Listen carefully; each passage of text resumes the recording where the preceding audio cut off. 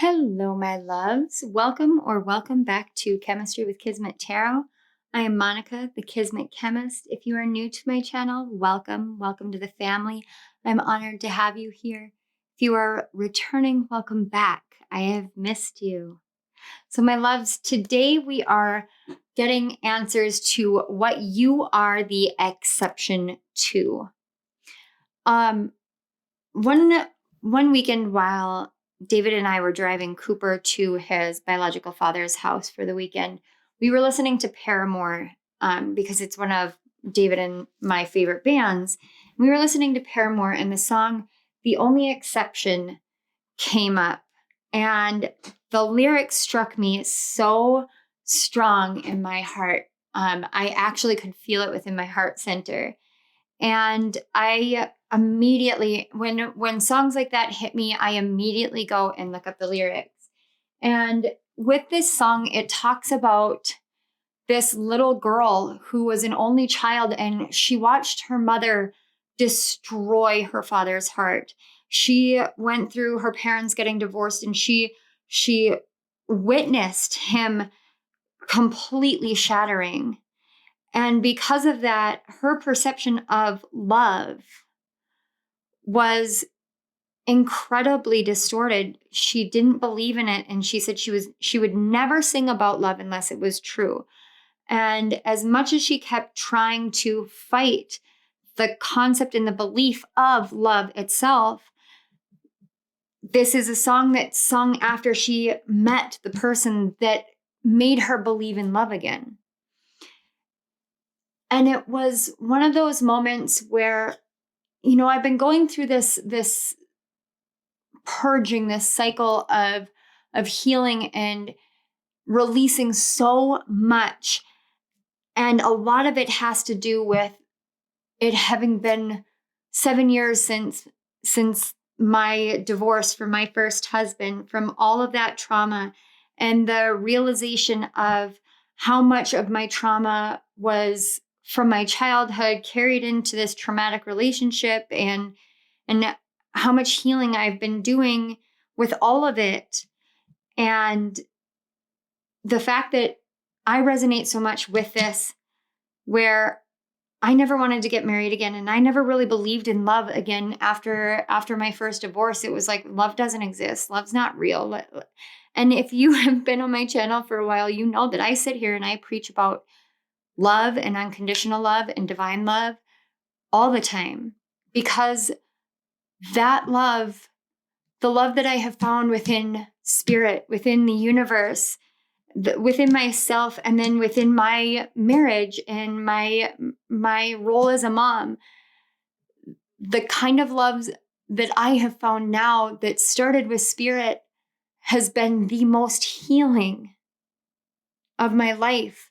And it was that only exception. When I came back to spirit, that's when my heart opened. That's when all my healing began.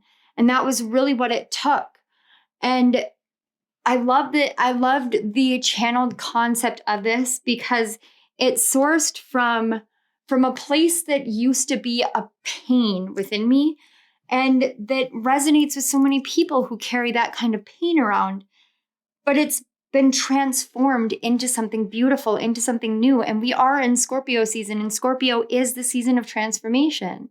It's the season of regeneration, of the birth, death, and rebirth cycle of life that we go through. This is the season for us to really transform our beliefs. And this is all about you. This goes to show that the divine wants you to know how loved you are, and the magnitude of this love, how it makes you an exception in certain cases. It means that you have more power, more love, more awareness, more support than you realize you do. And there are times where we can actually limit ourselves. And so this whole reading, spirit really wanted to come in and be like, no, you're the exception to this. Free yourself from these limitations, free yourself from these negative beliefs, free yourself from this toxic cycle by realizing that you're the exception, not the rule. And with that, we have the collective rune, And I love the rune that we're working with. Sorry guys, I'm a little emotional today. So as I was tapping into the energies and really preparing for this, so far just the initial insights have been just so incredibly profound. But we have the Eihwaz rune, which is representative of the you. This is the rune of enlightenment, endurance, initiation, protection. This is the rune that shows you all the parts of yourself that you contain that make you the exception to certain things. Each of the piles has a rune and it has a tree, and we're working with the Tree Angel Oracle deck, and each of these trees has a poem that goes with it. And it feels a lot like a manifestation spell that you can use. So I will go through those in each pile in case you want to really get in touch with the energies. So we're going to go over what the trees are and the runes are, and then I will give you guys some time with the piles themselves, put some music on, and allow yourselves to really get into the energy and be pulled to the pile that is right for you. So first pile, we have the card 10 with Juniper, and we have the Laguz or water rune. The second pile, we have the card 33 with Ginkgo, the Ginkgo tree. And then we have the Berkano or birch goddess rune. Pile number 4, we have the card 13 with you and the Raidho or wagon rune. And pile number 4, we have the card number 4 and holly with the Dagaz or day rune. So without further ado, I'm going to put some music on for you guys so that you can get in touch with the energies, and I will see you at your piles.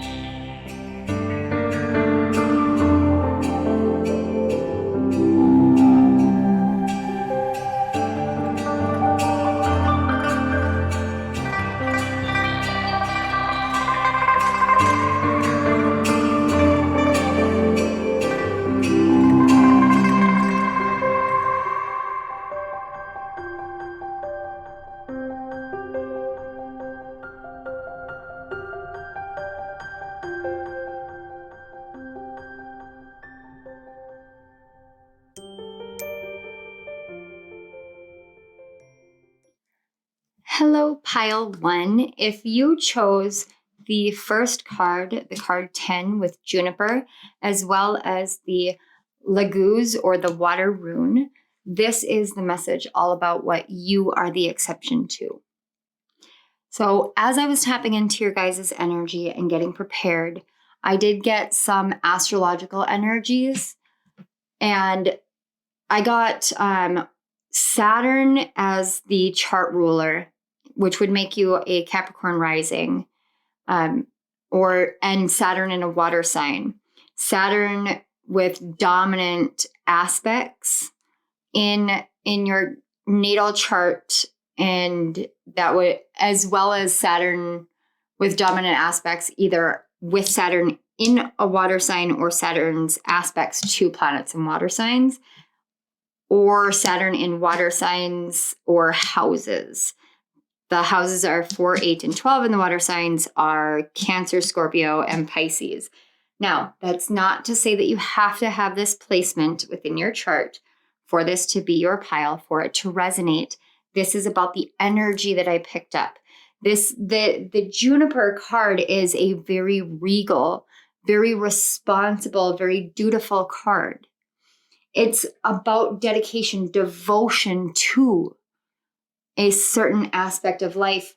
But in combination with the Laguz rune, to me, the energy just felt like you're on this journey in this lifetime of utter emotional awareness, emotional intelligence, emotional responsibility, emotional enlightenment. This is all about you knowing, harnessing, and working with emotions in a dramatically different way than people understand them. I just finished watching The Secret and reading the book, and I've heard a lot of law of attraction notions and followed a lot of gurus in the past, and then like dropped all of them completely. So it was a huge shock to me when Spirit's like, no, you need to, it's time for The Secret. But the fact that within The Secret, it talks all about feeling. It talks about feeling. We want to feel this specific way. That feeling is the essence of the emotional body. It's emotional manipulation, like manipulation of the emotional body energetically in order for you to maintain a specific frequency on an emotion. However, what I'm getting from you guys is that you have such a deep, profound, I'd almost call it a karmic or a soul contracted connection with the water element, with the emotional body, that one of your life purposes is likely to bring more awareness to the realm of emotions in this life. That may make you, you might find yourself called to, this is actually not that strange. You may find yourself called to music, creating music, especially lyrics. You may not even want to sing or play, but you may be called to be one of the, I don't know if they're ghostwriters in the music industry. My writing stays pretty much in the book industry. So I'm not entirely certain how it works in the music industry. I do know for copyright laws, but that's neither here nor there. But what I'm getting from this is you may want to write the lyrics for someone else to sing the songs. And it's not because you're not capable of singing them. It's just that it's not what your soul is calling you to do. You want to be able to bring more emotional awareness through lyrics, through music. That's something that's coming through really strongly. Also poetry, which I think is just kind of really connected to that musical train. Alternately, you guys may be scientists, which is, again, very strange to me. Therapists, psychologists, counselors, life coaches, psychic therapists, kind of like psychic psychology. If you don't know what that is, ask Spirit. It's kind of a realm on its own. I don't consider it parapsychology. I actually consider what I do very similar to psychic psychology. But these are realms that you may feel very called to, realms that aren't necessarily seen as exalted in this world, because we're always trying to escape our emotions. We're always trying to find a way around it, find a way to manipulate it. And the exception that you are here is you are someone who, and I'm being brought back to the law of attraction, where you can actually manifest in a lower state, a lower vibrational state. You can manifest a significantly better situation than most people can. And the reason why is because you understand that the nature of love comes in many, many, many, many forms. And that's something that I've been learning in this lifetime as well, especially in regards to like sadness and grief, and in particular grief surrounding loss, like loss of life. In particular, it's been a common thing, but something that I've learned that I feel really strongly resonant with your energy is the fact that people really overlook grief, and they consider it a lower emotion, or sadness as a lower emotion. And in reality, what that is it's a part of our spirit pouring out this awareness that there's now a shift in a relationship, in a connection, because someone has crossed over to the other side of the veil. And whereas one soul has returned home, another soul is still here. And in a way, when someone dies, we may mourn their loss in our life. But at the same time, it's almost like our soul is mourning it's almost like mourning the fact that we aren't home yet. That's a very strange thing, because it kind of sounds off kilter, but it's more like, our souls have emotions too.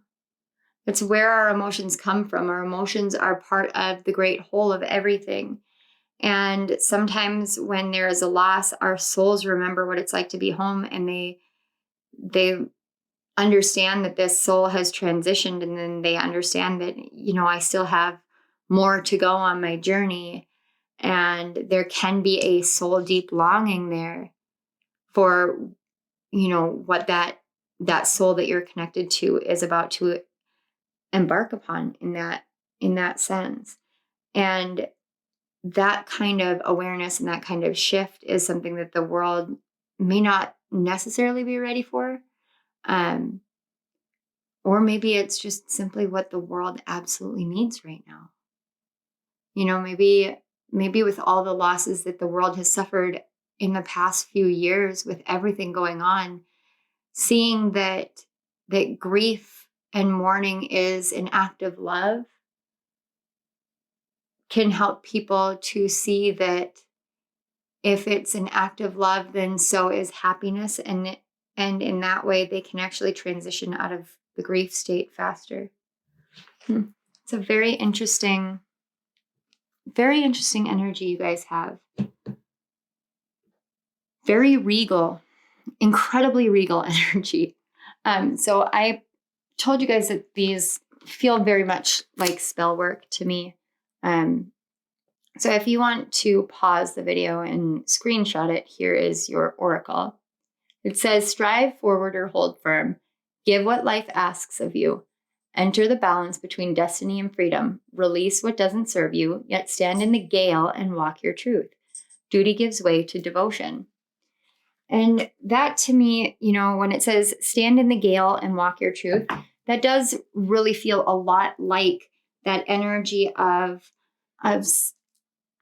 allowing yourself to experience all of those lower emotions, understanding that what you're doing is really alchemizing a loss, alchemizing grief, alchemizing pain, but you're doing it in a way that comes from the heart. And so you're not actually altering your vibrations. You're not altering your frequency into a lower state. You're exuding a state of love. And this is something that I've learned on my journey because, I grew up without a dad. And, I'm filming today on the 7th and it's his birthday. And I was like, I couldn't think of a better way to spend his birthday than by channeling, because it's this gift that I have, this mediumship gift that I have that helped repair that hole, that wound that I carried from the age of 10 throughout the rest of my life. And now I have tingles down my legs. You guys may get spirit tingles as well. You may be mediums, because that's what that felt like, was a confirmation. But I learned that as I allow myself to grieve in ways that I didn't allow myself at the time of his loss, what I'm doing is I'm actually repairing that love. I'm repairing the sense of loss that I had, and instead of like patching a hole, I'm actually repairing the hull of the ship. I'm actually seeing a ship that has like a hole in it, and then somebody trying to like smack on some sort of waterproof tape or something. But instead you take the time to, neaten the edges and put a patch and really do the work to repair what has been broken. And that requires you to move through all the different emotions that come from that. And when you do that, what you're showing the universe is that you embrace all of the experience that this life has to offer, the highs, the lows, the goods, the bads, the struggles, as well as the uplifting moments. And you in particular, pile one, manifest quite easily in any given state as long as you are very clear in your intention, and it has everything to do with your sense of duty, destiny, freedom. And that's something that maybe you didn't realize. But as I'm looking at this Juniper card, I don't know if you guys are new to my channel. So, like, I've been getting these waves of new energy. That's why I keep saying that in my readings, is I'm getting all these waves of new energy. So I feel like I have to explain certain aspects of repeating themes on my channel. One of the biggest repeating themes on my channel is the hummingbird energy. And I'm looking at this Juniper card and this light that the Juniper is actually exuding out from it, because this is literally, it's like shining it forth in an auric nature. It actually looks like a hummingbird to me.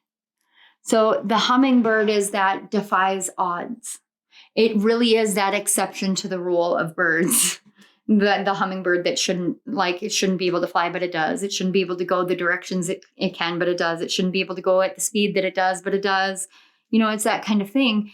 And that energy here, it really is showing you that it's your emotional body, because this is coming from, you know, that sacral solar plexus heart center, and it's being exuded outward into the world. And when you exude your emotions outward into the outside world in a very true and very authentic way, you know that there's a cause and effect relationship, but you also understand that when we work with cause and effect, when we're working with things like the law of attraction, the law of oneness, the law of correspondence, these kind of things, when we're working with these things, it's about the heart of it. More than anything, it's about the heart of it. If your heart isn't in it, even, you know, if your heart isn't in it, then it's literally just coming from a place that your mind is telling you it needs. And so it doesn't manifest. It doesn't come in. But for you in particular, I feel like you know that it's emotionality. It's emotionality. And because of that, people might actually call you very rational. But you do let yourself feel everything. You just don't show that to the outside world. And that's why you are so highly honored in the spiritual realm. Whether you have realized that or not, anyone that has that Saturn and water energy, even if you don't have Saturn in a water sign, but you really truly understand the impact of your emotions and the power that your emotions have. Not the power they have over you, but the power they have in this experience of life. When you are in that state, you have a very high standing in the spiritual realm. And you really do have this ability to kind of transform in many different ways, but you are very conscious about it. And that's something that I'm hearing is very highly honored as well. And that makes you, again, another exception. Anybody who falls under the guise of Saturn and really respects Saturn energy does fall under that exception. Saturn is a wonderful teacher. Many people have a distorted perception, and I absolutely love Saturn energy. So sitting in your energy feels very, very comfortable to me. It feels very home to me because Saturn is like home to me. He has been my teacher before I even knew he was teaching me. You know, he's one of the planets that I have such a deep love for, that once I finished my Saturn retrograde guidebook of 2022, and I realized like he's leaving Aquarius energy. And I looked back at the times in which he moved through Capricorn and he moved through Aquarius, and the lessons that I picked up throughout those time frames, but especially this year, I literally sat down and I just cried. I was like, I was equally as excited for him to come into Pisces and to learn the lessons of Saturn and Pisces as I was actually kind of sad to see him leaving these areas in which he has taught me such great strength, resilience, and discipline on. He's really taught me how to stand firm in what is true to me by just through his energy alone. And you're one where I feel very strongly as though Saturn is very, very dominant for you. So let's take a look at these cards. These cards are going to explain a little bit more about this emotional manifestation that is your exception. So we're going to start up on top. Yeah, we've got thunder and lightning and power. And look, this is literally like using the power of electricity or using the power of fire with water. So this is when we think about lightning, we really do think about the might and the power of the gods. We think about them coming through. And the funny thing is as I was looking at 10, I was actually thinking of Jupiter, and this is the juniper. Even though it's Saturn, there was that Jupiter vibe to it. And when I see thunder and lightning, of course, I say of course because I don't know, maybe I have a biased opinion because I feel like everybody would just like naturally associate Jupiter with lightning because Jupiter is Zeus. But that's just me. I tend to make qualifying statements at times and don't realize how condescending it sounds until it actually comes out, and I'm like, that was dumb of me to say. And not in a mean way that I'm like being mean to myself, more like, man, I really should stop assuming because I was taught what assuming is, it makes an ass out of you and me. But anyway, so this is literally like the might of the gods. You have the might of the gods, but the reason why you have this level of power, because lightning is such a primal force. It is as much of a primal force as the ocean and a tidal wave is a primal force. The reason why you have access to this power, the reason why you are the exception that gets to use this power is because you have that level of discipline, that level of responsibility. And that shows me and is telling me a lot that you have such deep trust from the spiritual realm. And it's about trusting yourself more than anything in this life, because I almost get the sense that there is a fear surrounding doing the wrong thing. Like, what if you did this and the results were wrong? And so you might go into a hypercritical, analytical mode, very Virgo energy with that one. But you may go into that mode because you're looking at all the different aspects and the possibilities and the ways that things could play out. And you want to make sure that if you're going to use your power, you're going to do it in the right way. And it has to be something that comes directly from the heart. You may also be somebody who can pull in source energy without being a Reiki master. I could do that naturally. And then I had to actually learn how to do it because I was accidentally blending it with my empath gifts. And then when Cooper, my son, was going through like massive growth spurt growing pains, I accidentally absorbed his growing pains and I woke up and I thought I had broken my leg. It was miserable. I was in therapy at the time and I went to my therapist's office and I was telling her about this, and I was like sitting there like hesitant because this was early on in my journey, my secondary awakening journey. And I was just like bracing myself for her to tell me I was insane. And she looked at me and she goes, "You're using Reiki, but you're using it in the wrong way. You really need a master. You should really find a master. Here's a card." And I was like, okay. So I get the sense. So what I mean by that is it's almost like what I'm seeing is when you go into a meditative state, and you sit and you open yourself up to the higher realms. It's like there's this beam of white light that comes down into your crown chakra. And this is your ability to manifest. This is that lightning energy. You can pull it in. And as soon as you ground it down, you can project it out, but it projects out from the heart, not from your hands. And that's where your power lies, it's just projecting it from your heart chakra.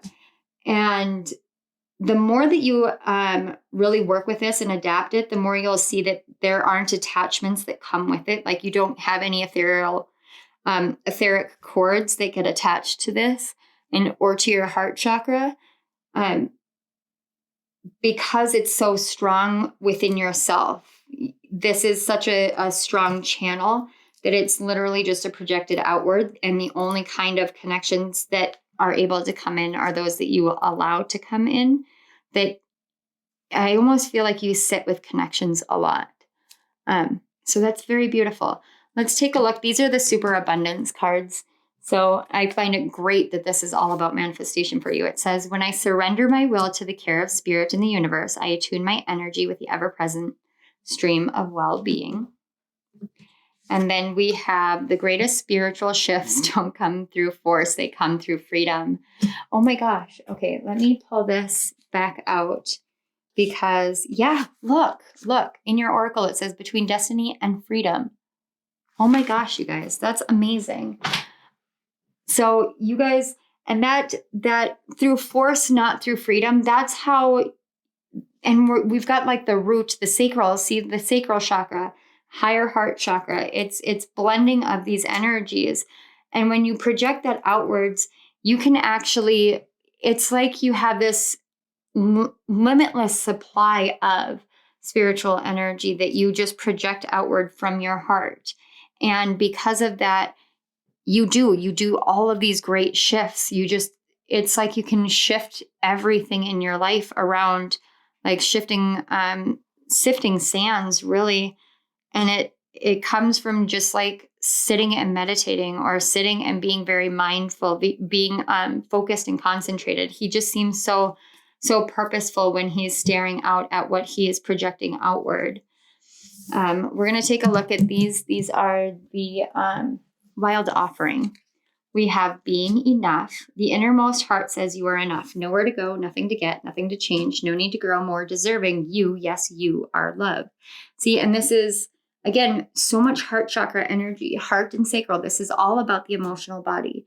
Your emotional body, when you come into this state of you are enough, you may actually do a lot of meditations with trees, or be called to do meditations with trees. If you haven't ever done it, literally go out, sit down, put your back against a tree, and just allow for yourself to really get in touch with that energy, because it will help keep you grounded a little bit. But again, we've got this earth and water energy, and that's Saturn in those water signs. This is you knowing that it's through love that anything is possible, everything is possible. And because of that, you don't have to really go over the top. And then we have self-acceptance. Nothing is more exhausting than endlessly working on yourself. Even when you offer your whole being fully, or when you offer your whole being fully to love, self-acceptance arises spontaneously. May I rest in our oneness, dear divine. Wow, that the law of oneness came through with you guys too. So this is really about this, the emotional energy. When we talk about embracing the fullness, the totality of the emotional journey in this life, the emotional experiences of this life, we have to really accept all of it, the highs and the lows. And that's what this is telling me, is that your exception is that you can work through the lower energies where you're still learning to see yourself as enough. You're still learning to accept yourself, because you're working through those energies, but you are able to free yourself and surrender more and more, because you have such a strong heart chakra, that's where your power comes from. And you teach people about these things as you go through it, as you learn. And that's a really beautiful thing too. So let's see these last two cards. We have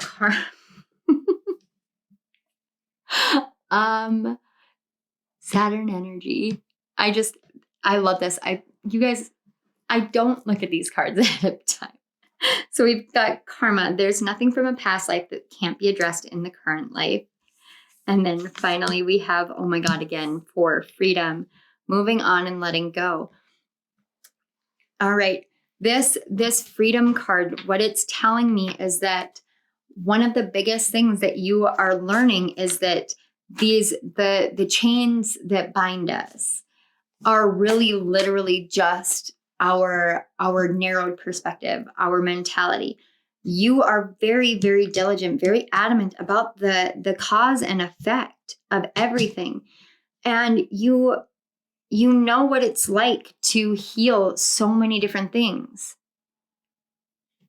It's this energy of being so true to this journey, to this path, to this emotionality, that you don't ever abuse your power. However, I do get this energy that you may go through phases where you feel like you are in the wrong. You feel like you are doing the wrong thing.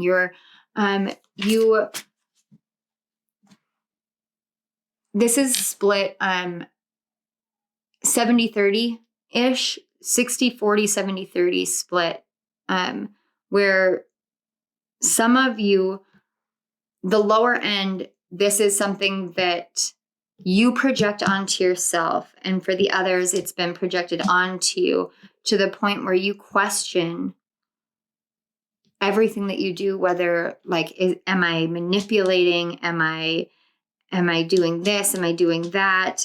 It's that hypercritical, analysis energy. But I'm not getting that it's at this stage that you're at, that it's being done in a harmful way. It's more curiosity and making sure that as you continue to move forward, you're not carrying anything from the past. And that's really beautiful too. So let's just get some closing messages. This is the Akashic Tarot. I just wanted some, touch into your Akashic records. Yeah, this is, wow. We've got Bath or Birth, card 4, 3 of Roses with Loving Elementals. And then 1, the Oracle of Delphi. On the back, we have the 5 of Scrolls with Diversity.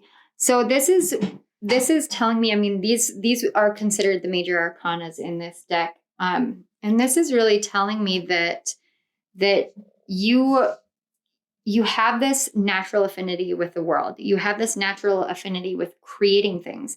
That's what this Birth card is telling me. And I know there's a lot of children here. You may be a parent, but it may just be that you've been able to do this since childhood. You tap into emotions, you tap into your emotions, you tap into the emotional realms, the emotional sectors. And the more that you do that, the more that you tap into these energies, the more that you become aware of how to bring things about into this world, how to really create the life that you desire. And it may touch a little bit on that the secret and the law of attraction. However, in a really big way, this, again, with the Oracle of Delphi, I'm getting that psychologist stuff. It's this understanding of the spiritual realm on such a higher level, of the physical realm on such a higher level, and of the emotional realm on such a higher level, that you just naturally channel this energy and this awareness into the world. You may not even be in any of these fields. Like, you could be a car salesman and you could just know exactly what the person needs in order to feel worthy and to feel enough and to love themselves through the car that they drive. It's just an example coming through, guys. But this is, I have to tell you, this is something that you have had the ability to do since you were a kid. You may have had like a lot of stories that you heard where you did these really strange things as kids, or these unusual things always happened around you. Like, you'd be incredibly happy and asking for ice cream, and your parents would tell you we don't have any ice cream, and then all of a sudden the ice cream truck is outside, they've broken down, and they're giving away ice cream cones. And it's just because you're really happy and you want ice cream, and that the universe literally gave it to you as a child, and your parents were like, that's crazy. Like, that's a lucky break kind of energy. This is an example. If that really happened, let me know, because I'm curious. It was a very vivid imagery for it, but that's really what I'm getting, is this energy that you've always been able to do this. It's kind of like, it's almost like a kind of like Charmed, or some sort of magical TV show or movie energy to it, where it doesn't seem like it was quite real. So you may have convinced yourself in adulthood that it's either a past life memory, or that you're just kind of over exaggerating, because when we look at our childhood memories, we don't always see through like the proper lens, because, you know, we were kids when we were forming the memories. So we have the frame of reference as a child. But I really do get this energy that those things really did happen in your life. Like those things really did happen. And when you can get more in touch with that, then you're actually going to become far more aware of the things that you can create. And not just that, but the ways in which you can help change the world, the ways that you can help heal the world. You know, the Oracle of Delphi never really made sense. Or rather, people thought she didn't make sense. But she was moving through a higher power in a trance-like state. She didn't care about the inner workings of the government or the people that were coming to see her. She cared about what it was that was channeling through her, what she saw and how she was meant to present it. There were times in which the things that she saw really put her at risk because it wasn't what was wanted to be seen, but it didn't change the fact that that's what she saw. You have this beautiful ability to see more than what the average person does, to see more than even the average spiritualist does. And you see it through the lens of your emotions. And it's something that may have felt like a really big weight for you, but it's actually what makes you the exception to the law of attraction. It makes you the exception to manifestation, because you manifest from the heart, no matter what it is. And when you really let yourself get in touch with this energy and harness it and trust yourself, that's when you find freedom. That's when you actually start defining your own destiny. And that's when your abundance and your blessings come in. It's a very expansive energy. There's very Sagittarius energy coming through now too. So you may have Saturn in Sagittarius as well. Okay. Pile 1. I did not know what to expect when I sat down to formulate this reading and everything, but I absolutely love it. And I am truly, truly honored to sit here and experience your energy. I want to say thank you so much. Thank you for everything that you do in the world, everything you have done for yourself, everything that you've done in your life, and everything you do for the collective. Thank you so much. Thank you also for being here at this reading. Thank you to your guides and mine for facilitating the connection between our energies. And thank you so much, Spirit, for the inspiration for this reading, for the messages that have come through, for the visuals and the ways that these energies are flowing through. It is such a blessing for me to be able to bring these forth. And I am so, so grateful to do this work with you. Thank you. Pile 1, if this resonated, please hit that like button. Don't forget to subscribe to my channel. Hit the notification bell so you don't miss any of my upcoming videos. Down in the description box below, don't forget to check out the links to my author page on Amazon, as well as links to donate to my channel, or you can book a personal reading with me. I would be more than happy to continue doing personal readings for your energy. This would be amazing. All right. Pile 1, I love you all. I will see you at my next reading. Bye. Hello, Pile 2. If you chose the second card, the card 33 with ginkgo, as well as the Berkano or the Birch Goddess Rune, this is your message all about what you are the exception to. So as I was tapping into your energies, Pile 2, and I wanted to make a note right as I hit record on this reading for you guys.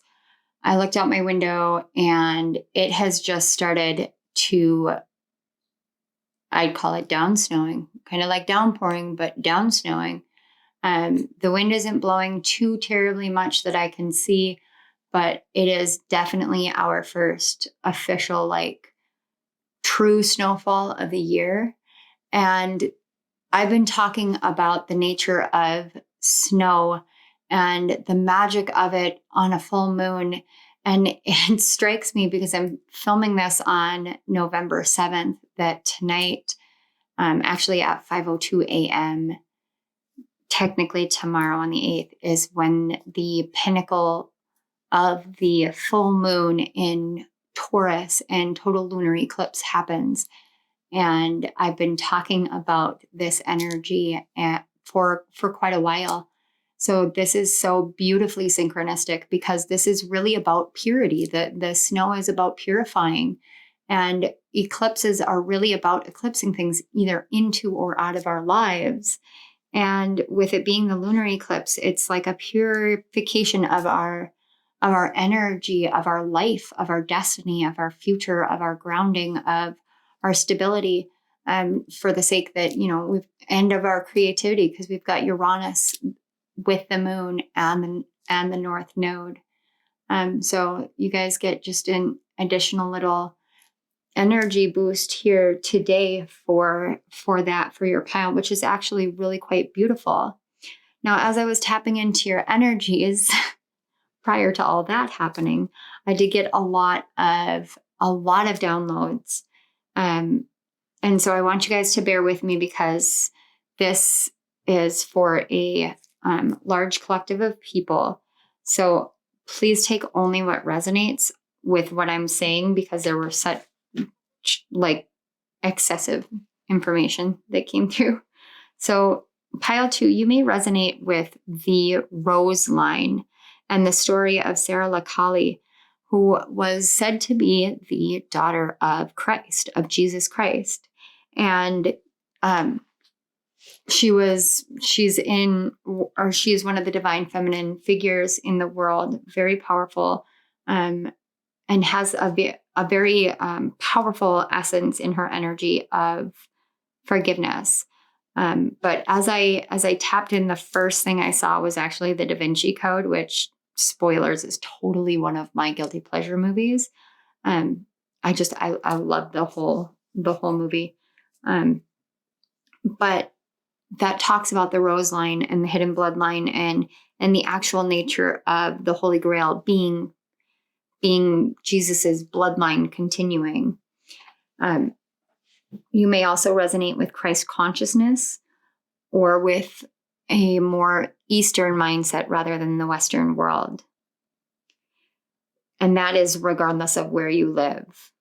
Your 4th house may be an air or an earth sign. It may be Taurus, or you may have Venus in your 4th house in your natal chart. That came through very strongly. The Taurus energy came through really strongly, which is really actually quite synchronistic as well with how this reading opened.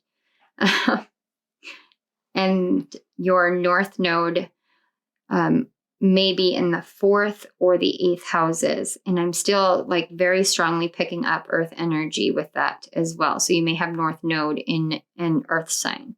You may be drawn to genealogy, epigenetics, haplogroup tracing, human design, the gene keys, and or resonate very deeply with being an Orion starseed. Now, those of you who the Orion starseed resonates with,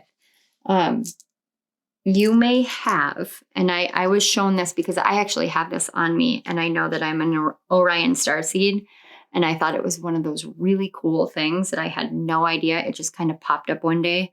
And after I had my spiritual awakening, that was what I downloaded for why it's there. You may have a prominent freckle or mole or some sort of markings cluster on your body somewhere. I was actually shown on the forearm, that is reminiscent of Orion's belt. It looks like Orion's belt, like the 3. And even for some of you, I'm seeing the 3 with the 1 below that signifies the knife in his belt. I do believe it. That's what it is. My nose is itchy now, which is a lot of spiritual energy. The other things I was picking up was a plethora of different animals and insects. I had dragonflies, Komodo dragons. Dragons in general had a really strong energy here, and that doesn't surprise me with that North Node energy coming in as well. Narwhals, hippopotamus, penguins, and then gardening, and in particular self-composting, because I was actually seeing the actual breakdown in the soil. I had incredibly unusual visions with your pile as I was connecting to the energies. So I just wrote down whatever it was that I saw and just let it fall. Now, the ginkgo with the birch tree. This is energy that talks about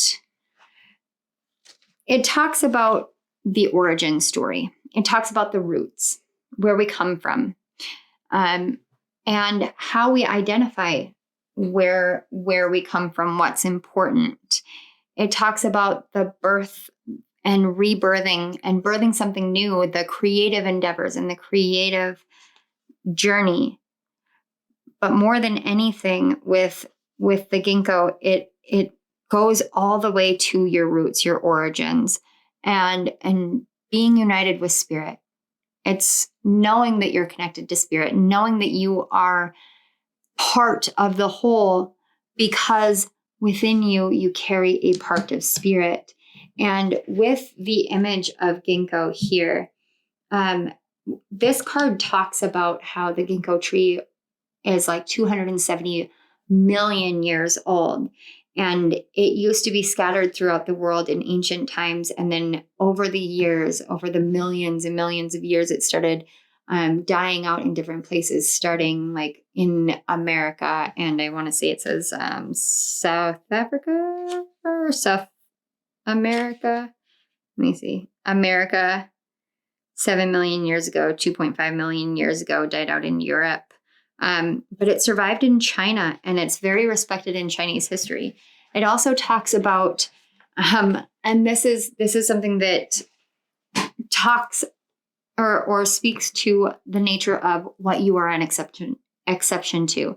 So the ginkgo tree is seen as the bringer of hope in Japanese culture, and that's because when the bombs I believe it was Hiroshima, were dropped, in August of 1945, the bombs killed so many innocent lives, but there were 4 ginkgo trees near the epicenter of the explosion that survived.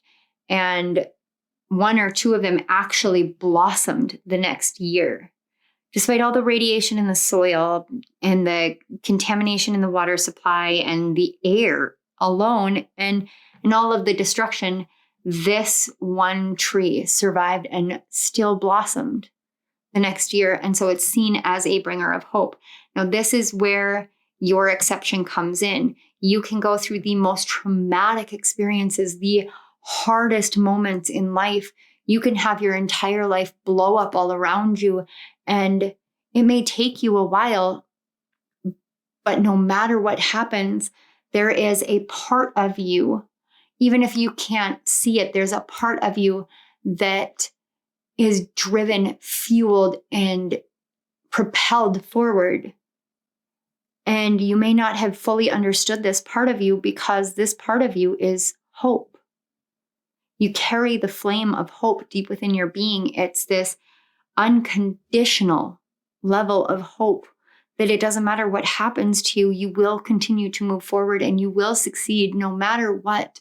Even when you can't find it, even when you can't feel it, it is part of your essence, part of your being, part of the seed that was planted when you came into this world, is that you would be a walking beacon of hope, higher hope in the world. And with the pink, I kept getting higher heart, but it's the higher heart is that unconditional love. You take that to another level and you show everyone the hope that there is such a thing as unconditional love, because you know that it's true, because you experience it. And that is a beautiful, beautiful thing. It makes you a master. You're like the archangel of hope in this world, walking in human form for the first time ever. That's very interesting. All right. I told you guys I was going to show you this because it felt like a spell. So it may be something that helps you in any way, shape, or form kind of work with this energy, work with this exception energy within you. So it says, from the seed comes a tree, from the tree comes the seed, the source of light, immortal to the core. Discover the home of your being, send down roots, center yourself, connect with who you truly are. And I love that this is on page 133 and it is card 33. And if you want to go back and screenshot it if you didn't already. But this is something that you could use. I'm actually seeing you using it in a meditative state so that you can connect with this energy and come back to center, come back to this essence within you, because it feels like it's something that is contained within your inner world. I would actually say it's contained somewhere between your solar plexus and your sacral chakra, or if not both. And when you can tap into this essence of hope and really kind of rebalance those chakras out, that's when that root chakra gets reactivated and really takes off. Berkano and the birch talks about how the birch tree itself, it doesn't produce seeds, and it doesn't have any fruit or anything like that, but the birch tree has eyes that sees. And you may see much in this life, and not all good.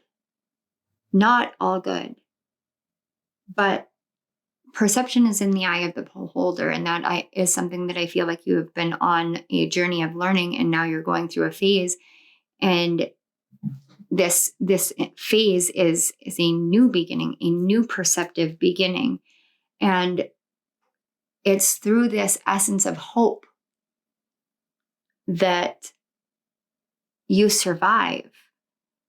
The exception that you are is that nothing and no one can ever take that from you.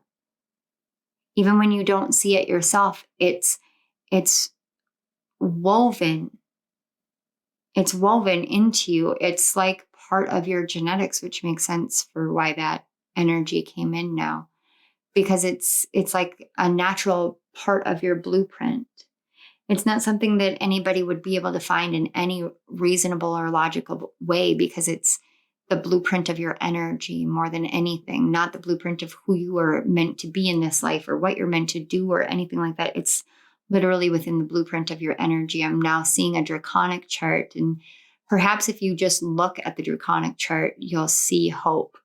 Alternately, this would be very strange, but anything's possible in the world. If you go and go to astro-seek.com, put in your natal information, and look at name calculator, you may find that the letters HOPE have planets in those placements. That would be really cool. I'm just telling you guys what I'm seeing. You guys are going through a phase right now of a sort of purification of the past. It's kind of like, and forgive me if this may be triggering for some people, because I do know that I have viewership in Asia, and I don't mean any offense to this, but this is the analogy that Spirit is giving me. But I'm getting this energy from your guides of careful stepping, so that you understand that I'm not making light of this situation from the past, but that I'm also giving credence to the magnitude of how it felt for you. You may have gone through what in the spiritual community and tarot community we would call a tower moment that felt far more like what happened in Hiroshima. It likely did not feel like a tower moment. It likely felt like a complete obliteration of everything in your life. And the reason why you would be drawn to this pile and to this reading, and me specifically as a reader, is because that's something that I have been healing as of late, so that I can come forward and talk about it and teach about it, about overcoming the extreme emotional distress, the extreme reactions and ways in which you basically hurt yourself after your entire life blows up, because that's what happened to my life 7 years ago.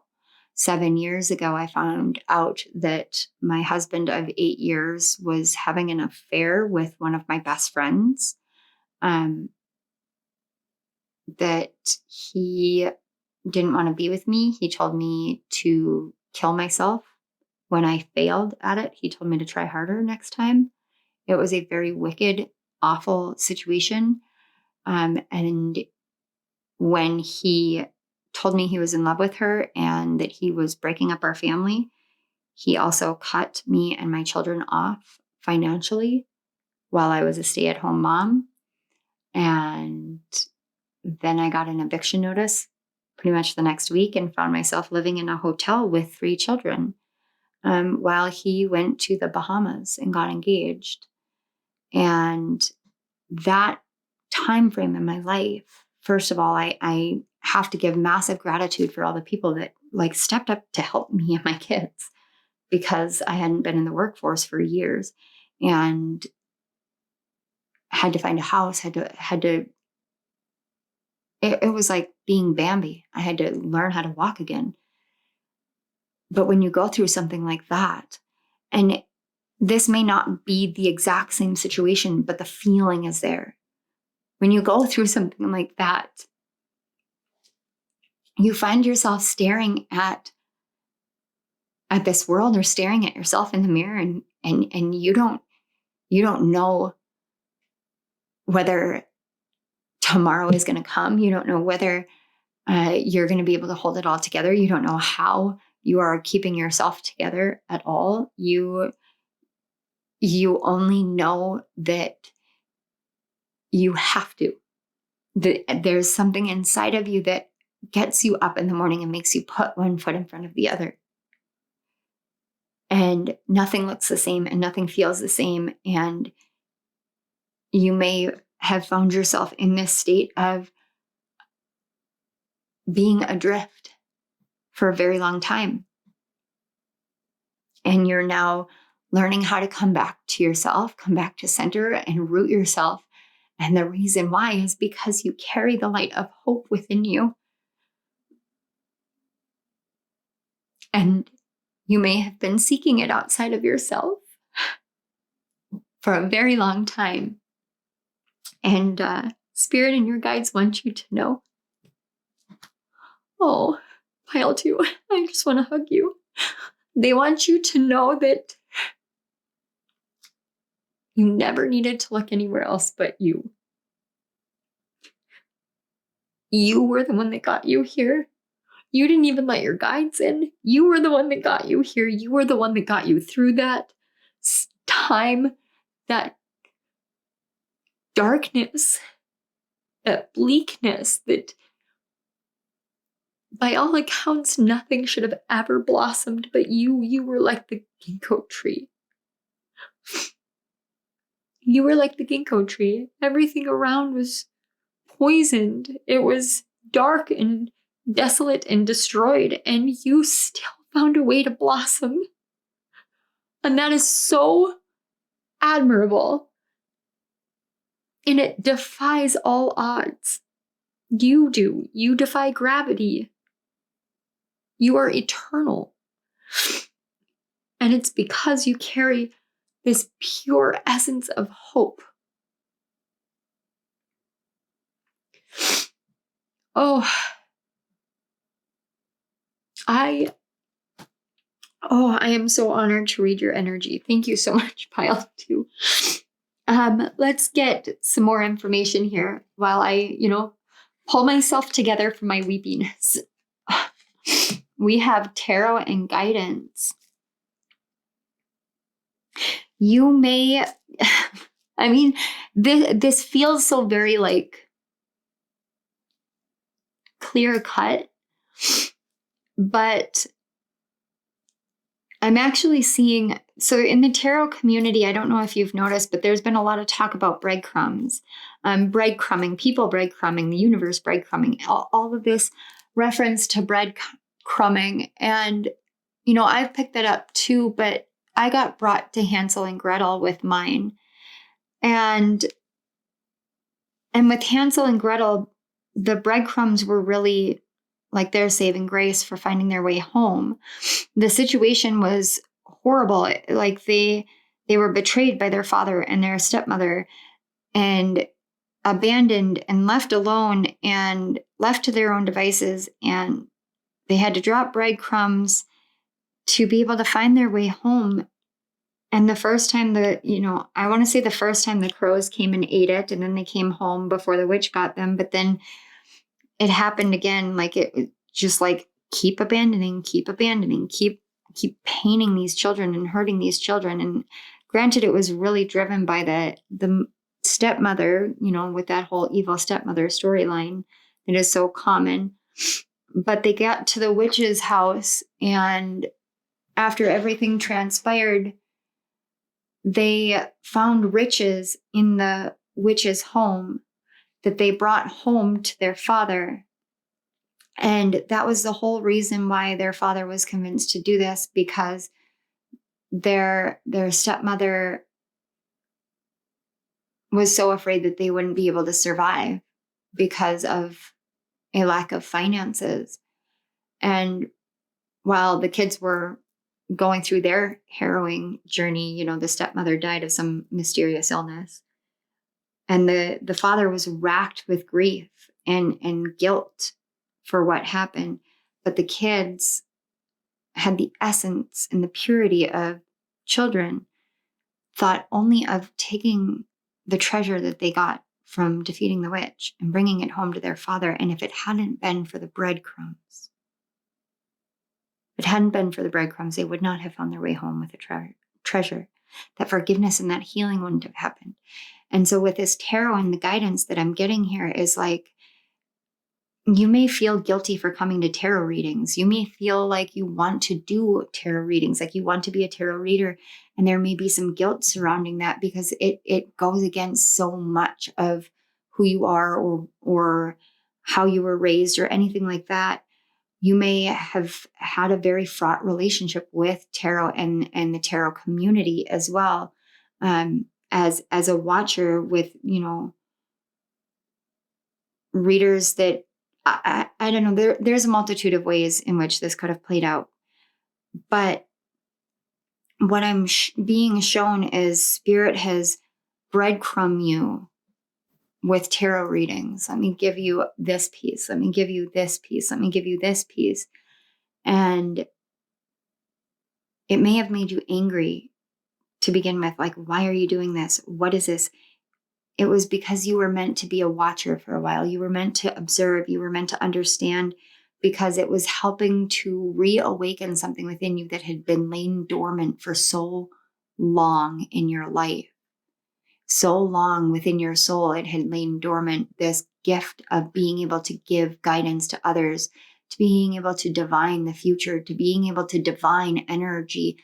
And you may have struggled with it, like, Spirit, why the hell would this be the situation? And I've been there before as well. I struggled with my divining gifts in the beginning, but Spirit breadcrumbed you through this because you needed to learn the ins and the outs of yourself. And the more that you sought outside of yourself, the more Spirit gave you the tips, tricks, tools, and readings that led you right back to yourself. The frustrations, the anger, the resentment, the hostility that you felt every time you would come to a reading, and it would give you either the same information that you've been hearing forever and not seeing anything, or it would give you the exact contradictory information that you had just received, so that you'd feel frustrated and upset, not being able to read the signs or feeling like you're reading the signs wrong. All of it, every time you felt that, it brought you right back to you. It brought you right back to your hope, right back to your center, right back to your roots, because that's what you needed to be brought back to. But you had a life that was laid to waste. It was destroyed, not by your hand either, that I'm getting. Maybe one or two of you by your hand, which was a huge act of bravery. But for the most part, it was not. by your hand. It was by someone else's.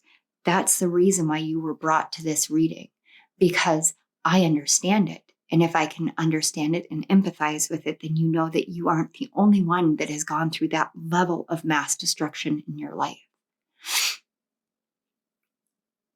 You were breadcrumbed back to yourself, because when you go through those moments, you have to learn how to set down new roots. You have to learn how to root yourself into a new you. And when you are faced with having to look yourself in the mirror and not know who you are and what you're doing, that's when you learn you, the true you, the you outside of anyone else, the inside you. Spirit made you an exception because you are an exceptional reader. Whether you read professionally, whether you read on a mass scale, or whether you read for yourself, it is something that you are exceptional at. It's natural to you, and you infuse hope in what you do, and you find hope in it. And that's a beautiful thing. So let's get these. These are the super abundance cards. We have my greatest spiritual shifts don't come through force. They come through freedom. And appreciation dissolves all blocks to the presence of my super attractor power. Sometimes we don't realize that the most destructive moments in our lives are the ones that set us free the most. And the reason why is because the cleanup process takes years. It takes us years to clean up after explosions like that.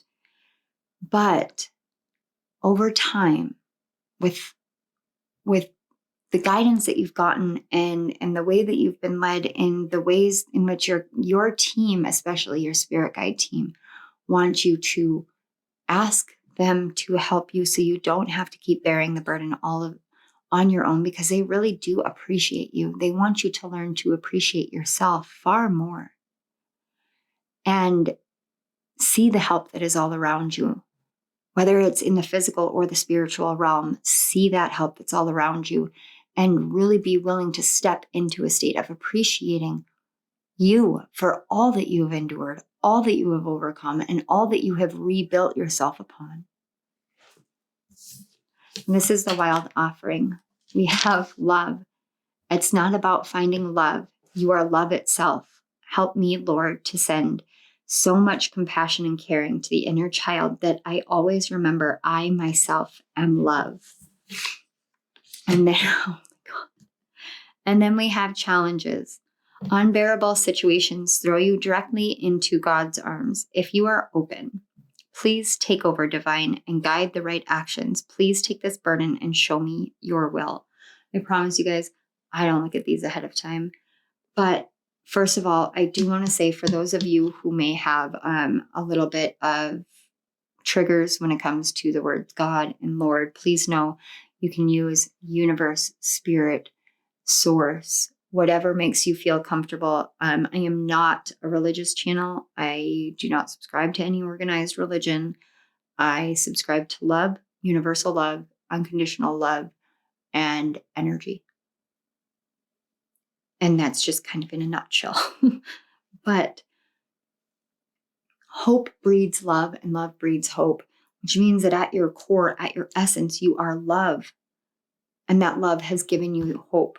Everything that you have gone through has been to bring you back home, to bring you back to where you're meant to be rooted, where you're meant to ground yourself and grow yourself from. If this was a situation that happened when you were a child, especially with the overall theme song that this was inspired by, know that that whole song is about the exception to a rule that she made as a little girl. That love wasn't true, love wasn't real. Yet someone else came in and created that exception. Your heart creates exceptions. You have the ability to create the exception that hope goes where you go. And therefore there is always hope. So let's see this one. We have guidance. When you make divine intelligence your foundation, you finally have a fixed star to follow. For those of you who have felt unmoored, this is where you find your roots. You are a guide to others in this life, but you have to believe that you can do this because you have seen so much and experienced so much. And it's the people who experience that are the truest lights in this world. They're the ones who understand it, empathize with it, and can teach others how to empathize with it. And you're one of those people, but you have to believe in that. That's why you keep getting this breadcrumbing energy that gets you so upset and so frustrated. It's because you're the guide. You're not meant to be guided by others. You're meant to guide others. But you have to touch into your guide team and see how loved you are, how important you are, and how to guide yourself. Trust yourself to guide yourself forward. The ginkgo tree didn't need anybody to say you can or cannot blossom. It did. It knew it could, and it did. It followed its own inner guidance, its own rooted guidance. You have this within you. And then we have the card 31, beneath the surface. Hidden truths, something unknown. This is literally telling me that sometimes you have to dig deeper. Sometimes you have to allow yourself to dig deeper. There is so much more to you. And if it had not been for these moments, now I'm literally seeing the Titanic. If it hadn't been for the moments of mass destruction, you may have had your hull just completely obliterated by the bottom of the iceberg that was coming at you. And instead, you saw the destruction coming, and something inside of you awoke from that. That awoke to come forward. You have this ability to see beneath the surface, to see significantly deeper into people and places and things. And that's a beautiful thing. Free yourself from the fear, the worry, the anxiety. Free yourself from it. On the back, we have the Two of Scrolls with the two worlds.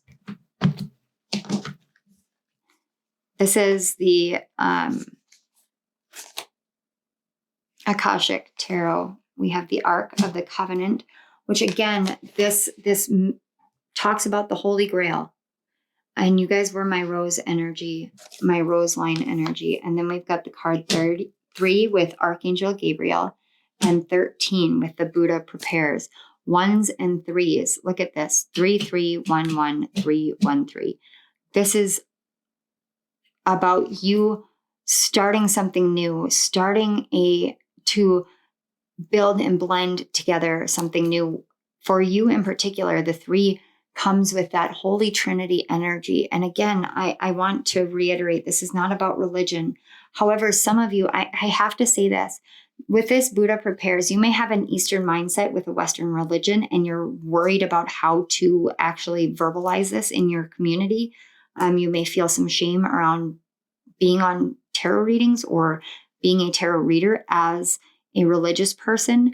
And Spirit wants you to know that all things are. And therefore, it's safe for you to take a step back and really get in touch with how to communicate this properly and get yourself prepared. The Buddha Prepares sits underneath a tree and waits and is patient and allows for the information and the awareness to come in. Those who are meant to learn from Buddha are being prepared at the same time.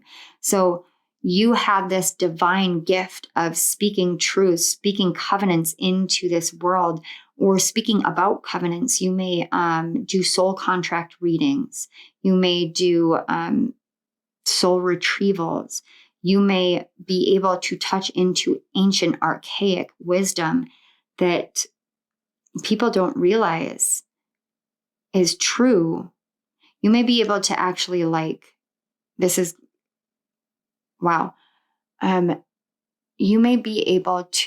be the exception to not deciphering, but ciphering.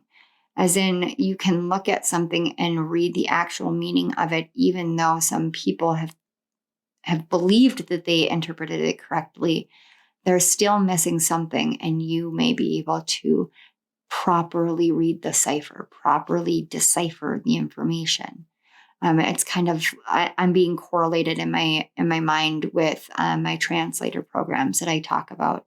So when I get downloads, they have to run through a certain number of translator programs in my mind, so I can feel pressure in my crown chakra as it siphons its way through the different areas of my brain and awarenesses and experiences to kind of put itself into a nice, neat little file. And then the file lands on my desk within my third eye or my pineal gland for me to open up. And then I channel that forth through my throat chakra.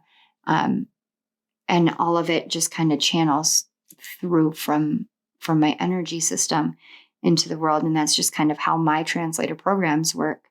But for you, I'm getting that you have like a cipher key internally that just like spins the dial around to align for whatever information you're looking at in order to unlock the information. This is another exception that you have. You guys are incredibly gifted, but your gifts are very, very different. And they withstand any and every environment. Wow. You guys are not, you're not alone. You're never alone. You are free, and you are free to love. The challenges you've been going through have literally been for your growth. It's such a shit way of saying it. And I'm sorry, forgive my language. Like I'm doing my best to like shift out of that like massive swearing. I think it's because Mars is retrograde that I've been swearing so much. But it's kind of like things needed to be at their absolute most desolate for you to come back to yourself, come back to your center, come back to spirit. And as soon as that happened, that moment you came back to spirit and you remembered the roots of who you are on a soul level, that which you have carried within you, it just like elevated, came alive, anchored you. You've been anchored in hope in the most hopeless places, in the most hopeless situations. And you now are having that pure essence and energy of hope just flooding through your awareness. And this can also feel a lot like that moment where everything else fell apart, was ripped away, was just desolate and dark and bleak, because it's so unfamiliar. It's something you've been searching for, and suddenly it's just there within you. You may have gone to sleep and then woken up and boom, there it was. And your mind is telling you, well, this isn't possible. And yet you're just like, no, everything's possible. Like this is me. I'm hope. I feel it. I am it. I exude it. And I'm going to share it with the world. And if you've been thinking about stepping into some sort of guidance of any sort, it doesn't have to be tarot cards. If you are thinking about being a life coach, being a spiritual coach, I'm hearing big brother or big sister, being a mentor, being a foster parent. If these are things that you have been thinking about, Spirit is saying you are divinely guided to it, divinely created for it, and you will infuse this world with seeds of hope in a way that the ginkgo tree has now spread back through the world when it had started to die away. You're bringing hope back into this world, one seed at a time. Wow. Okay. Pile 2. That was intense, amazing, incredible energy. I want to hug you guys so much. I am so proud of you for being here, for continuing to move forward. I am so proud of you with all the visions and images that I was getting and the ways that I felt this. I know what it took, and it is not a small thing. So please know that I am proud of you for getting here. Thank you. Thank you for getting here. Thank you. Thank you so much for being here, Pile 2. I want to say thank you to your guides and mine for bringing you here and facilitating the connection between our energies so that I could read this energy. I want to say thank you so much, Spirit. Your presence here, your energy here was so profound, so amazing. I am honored and truly blessed to bring these messages forth. Thank you so much. Thank you. Okay, Pile 2, if this resonated, please feel free to hit that like button, subscribe to my channel, and hit the notification bell so you don't miss any of my upcoming videos. Down in the description box below, you'll find links to my author page on Amazon, as well as links to donate to my channel or book a personal reading with me. I want to say thank you again so much. Let us know in the comment section below. Let other Pile 2s know, because you guys are the seeds of hope.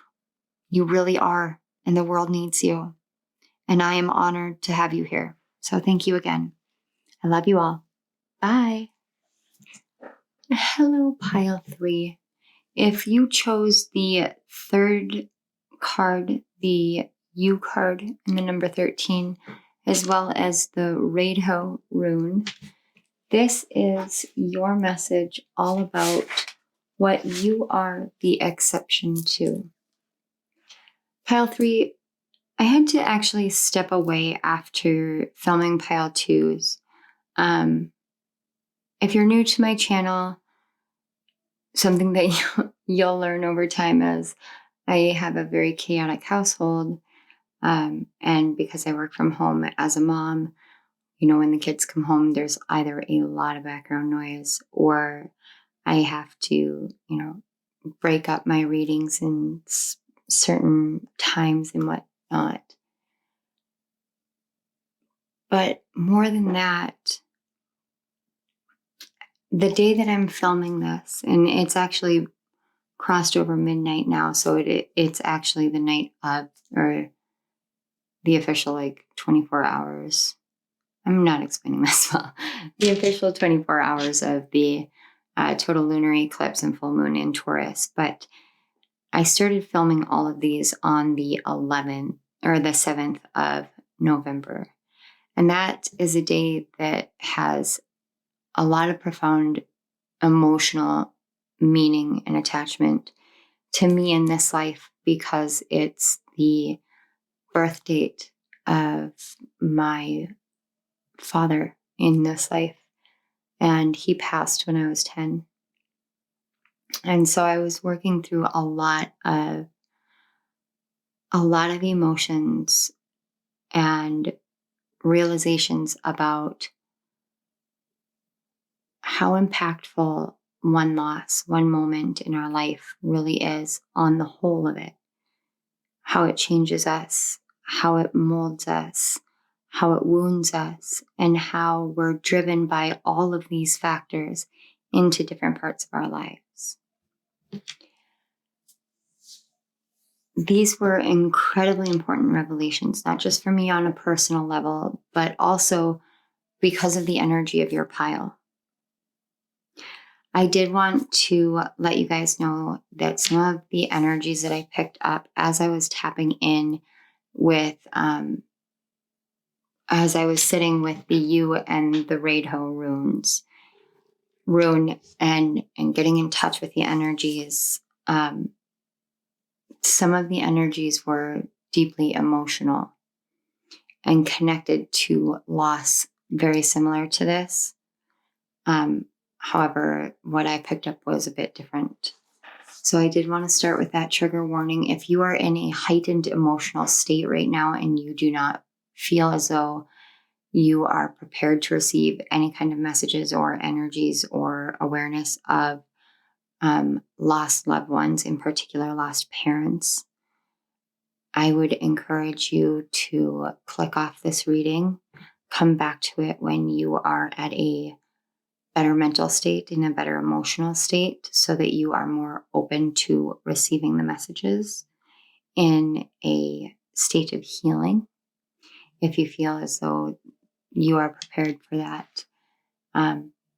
I do want to remind everyone, especially for those who are new, that I did announce throughout the month of November I will be channeling Reiki through my readings, and it's open for anyone who wants to receive it. You simply set the intention to receive the energies. And I did want to make sure that I noted that for you, just in case. All right, so we're going to get into the kind of the download that I got for your pile. So the first thing that I got was a strong Harry Potter energy. I was seeing Ollivander and the wands a lot. And then I was getting a lot of Scorpio 8th house energy. You may have your sun, your moon, or your Chiron in the 8th house, Venus in the 8th house or in Scorpio, Pluto maybe in your 1st house, or Pluto in Scorpio, which would make Pluto sovereign in your chart, as Pluto is the modern ruler of Scorpio. And when I do astrological breakdowns, I go with modern rulership. I do not, I will acknowledge that there was a traditional system. However, the planets were still there, and I have my own beliefs on this. Everybody believes their own way when it comes to astrology. To me, I give respect to the modern rulers, for their energies are crucial to our soul's journey, in my opinion. So just wanted to give that disclaimer. You may also have Pluto in the 8th house. If any of you have Pluto in Scorpio in the 8th house, making you an Aries rising, please take that as like triple confirmation that this is your message. Now, you do not have to have these placements for this to be your pile. Please use your discernment. When astrological energies come in, it's simply how they feel. So there may be other astrological placements in your chart that give off this energy, or those are simply energies that apply to someone else's chart. Please use your discernment on this one. Now here is the biggest trigger warning that I got. I was getting a very strong energy of the loss of a mother to some form of illness. The first illness that came in very, very clearly was Huntington's disease. And for any and all of you in this particular situation, as I was shown many images, the wound that is being addressed right now for you to help you understand the context of what you're the exception to here has to do with fear of time dragging out because of the duration of that illness. I also was getting COPD or lung cancer, as well as a rare complication from pneumonia. It was a lot of chest tightness, breathing issues, a lot of pain. And for those of you that this resonates with, a lot of what I'm picking up is sadness and some regret that you had to witness it, that you had to endure alongside with this. It's a painful energy for me to even sit in.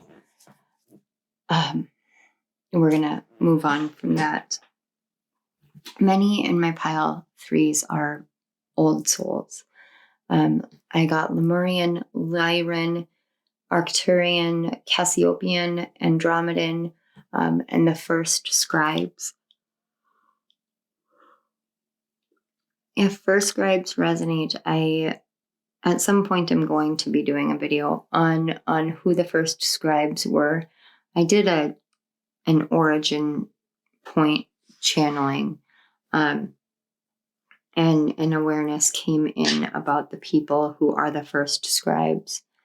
And that's just definitely something that I will bring forth in time. If it is something that you feel as though it's hearing it is making your heart or soul sing, just know that that's your energy field resonating with this. Some of you may consider yourself to be natural witches that work with, it's this unique cosmic earth magic. And I did get that you may not realize this yet. And you may feel as though you're drawn to all things that are childlike. And by childlike, I mean like by societal standards. But this is because they are an accurate representation of the natural essence of all things. You, my pile threes, are game changers, you're soul changers, you're rule changers. Some of you may be called to, say, overhauling or revamping the universal laws to more accurately reflect your soul's knowing of energy.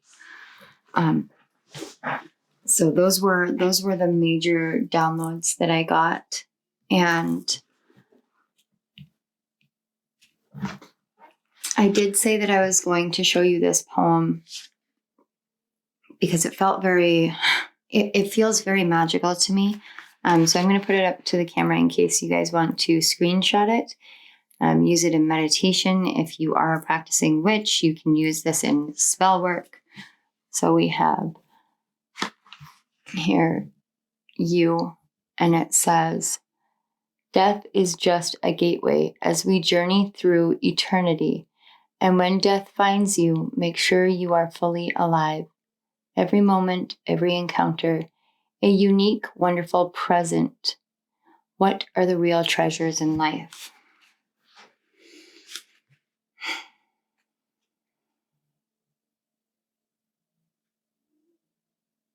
Now, the yew tree is actually the energy of the archetypal mother of the trees.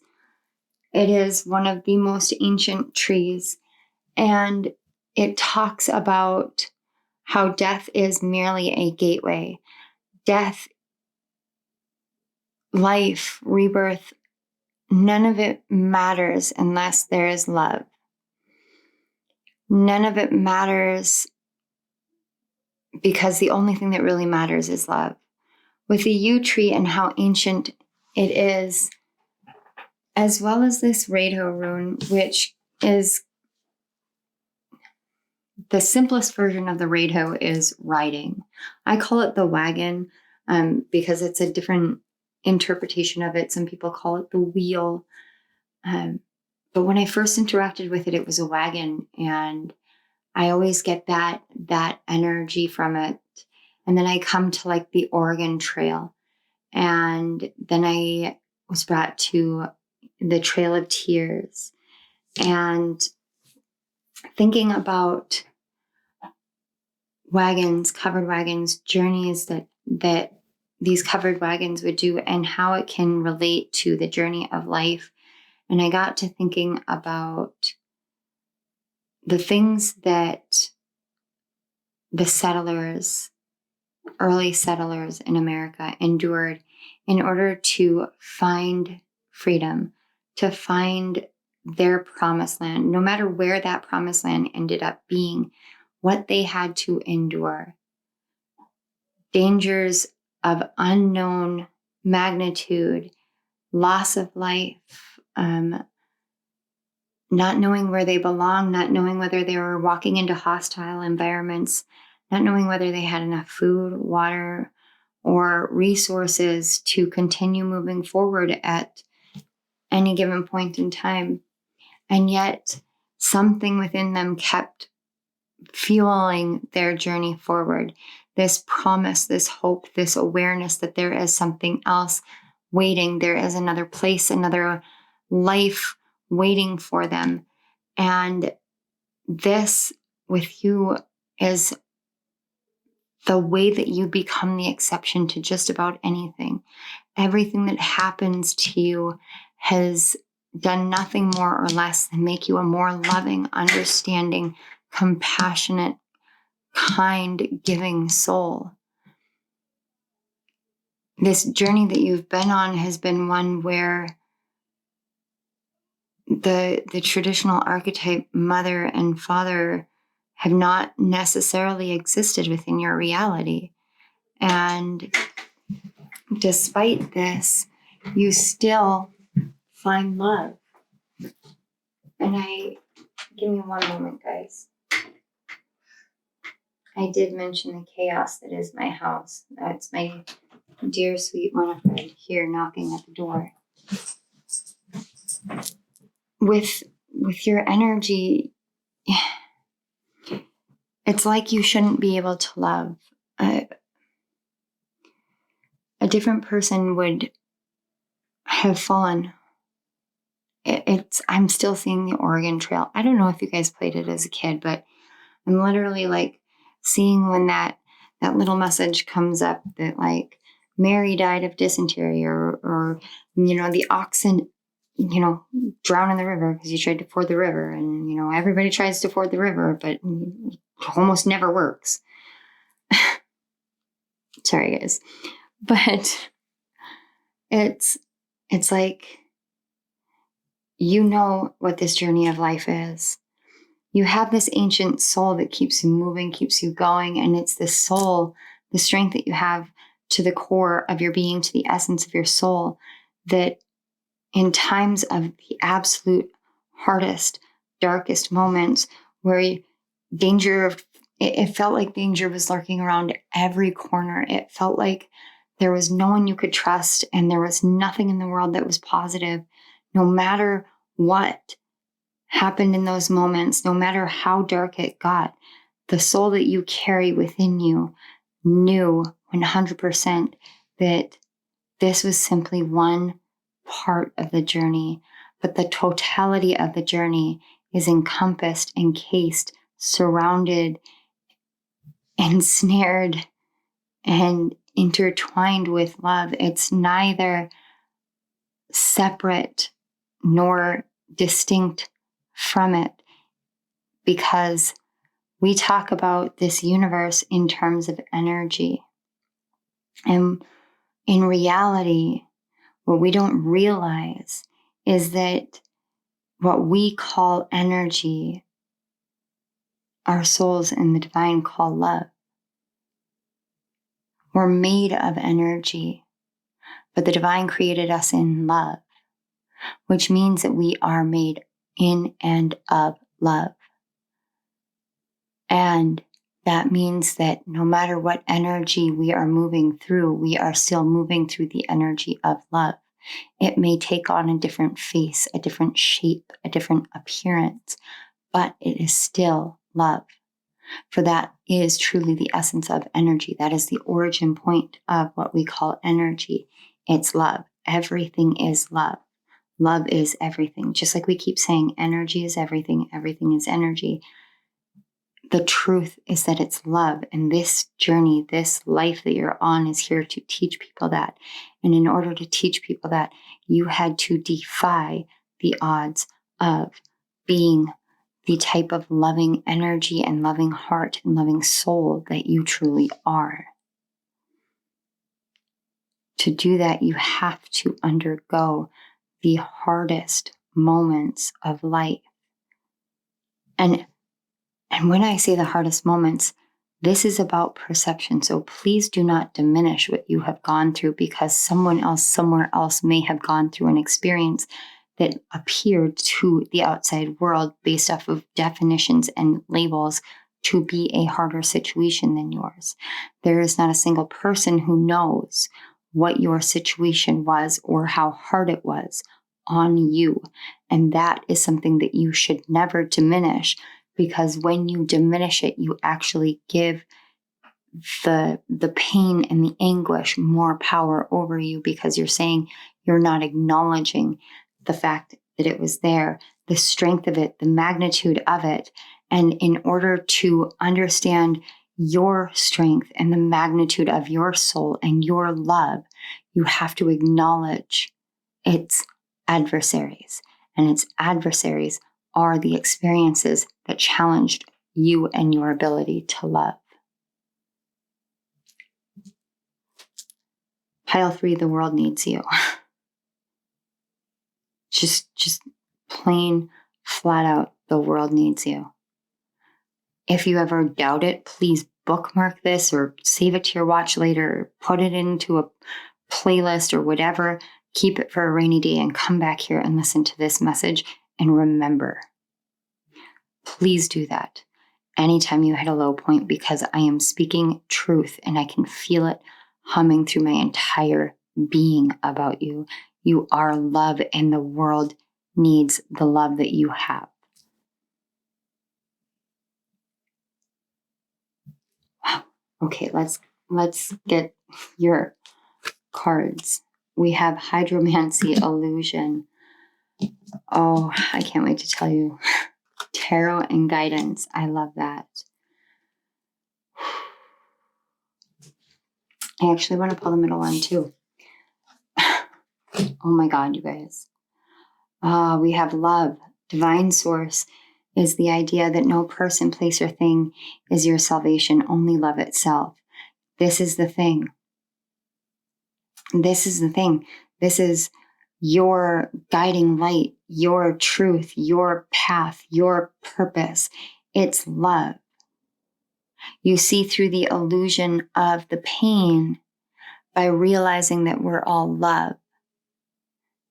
You see through the illusion of anything and everything going on around you because you're able to tap into a deeper, more ancient vibration of love. That deeper, more ancient vibration of love defies odds. Again, I had the hummingbird. You may have been drawn to another pile. I'm not going to say which one because the energy is actually genuinely different. But, okay. I'm sorry. I had a totally different revelation. This may be a collective energy. Like everyone may have been drawn to pile 3, and then you may have mini messages in other piles. And I think that's happened in another one of my readings. I'm pretty sure, because I had an email about it. This tarot and guidance. You have the ability to see through, I might be shooting myself in the foot, but I'm going to do it anyway. All right, Spirit, let's lean into trust. You may have the ability to see through the illusions of certain tarot readers, to be able to see how their own wounds are manifesting through the ways in which they're reading. For instance, for me, I'm very open with you guys about any kind of issues that I'm having or pains that I'm going through or any kind of lessons that I'm learning while I'm doing your readings, if I feel as though the energy correlates. And I will explain that to you so that you understand that I'm a reader that is nothing more or less than a human filter.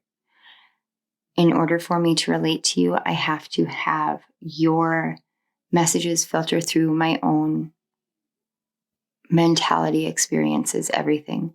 This is how we find connection. You may find the whole realm of tarot to be an illusion at this point. And I understand that as well.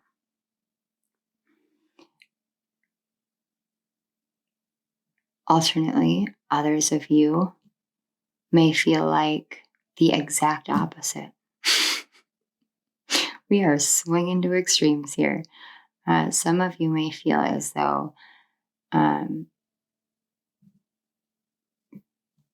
the only reason why people feel as though tarot is an illusion is because it challenges their perception of what is real. Wow, you guys are, you guys are my game changers, my soul changers, my rule changers. you guys are, you see the cracks in the foundation. You see the cracks in the crevices, in the corners. You're like a detective. I'm actually getting like a house inspector. And I'm not saying that this is your profession, though. I mean, it could be for some of you, I suppose. There's always that possibility. I'm not going to negate that. But what I'm getting from that is, a house inspector comes in and it's their job to find what is wrong. They're not here to find what is right. They are here to find what is broken, what is wrong with the house, what is mislabeled, what is misrepresented, what is wrong. That is the core, the essence of their job. They're not doing it because they're assholes. It's their job to do this so that truth and honesty is brought into the realm of real estate, so that it's not just people saying, I did this and this and this in my house, and so now I'm selling it at this cost, or I perceive something to be this way, so I'm going to sell it at this cost. Now I want you to take that analogy and just kind of apply it into whatever area of your life this works. You see what is wrong, and because you see what is wrong, people can see you as pessimistic by nature, but that's not the case. You're actually deeply, deeply optimistic. It's one of those exceptions. You're like permanent opposite day. Your perceptions and your psychic insights and your psychic intuitions are there to see what's wrong, to see the holes, to see what needs to be fixed, to see the patterns of the illusions, to see the patterns of inaccuracies. And the reason why is because you operate on the frequency of unconditional divine love. And when you operate on the frequency of unconditional divine love, anything shy of honesty and transparency is actually physically and emotionally painful. And it's not that you're a stickler or anything like that. It's simply because you need honesty, because you can feel the wrongness of the lies. And this may be something that this may be how you've been your whole life. For many of you, I feel like this is how you've been your whole life. For some of you, you may have awoken to this later in life. It's almost like there were sleepers in this. There's this spiritual concept, and I'm not a huge fan of it because it just breeds chaos and fear. And I don't operate on fear.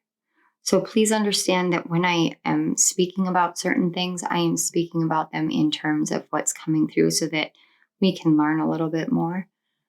But you may have been what would be considered a sleeper, like a sleeper cell. So you may have had to operate.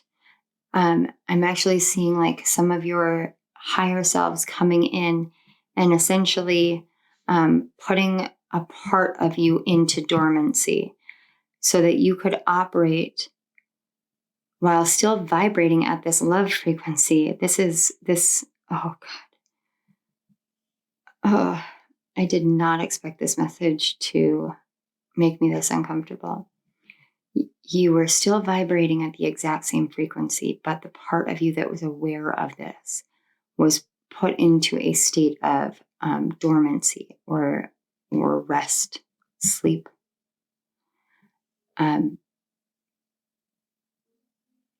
Because you had to go through it. So you had to, it's like being an empath with your light full bore all the time. And the only things that can see you are narcissists. And that's exactly why your higher self did it. The purity, the essence of your soul needed these experiences.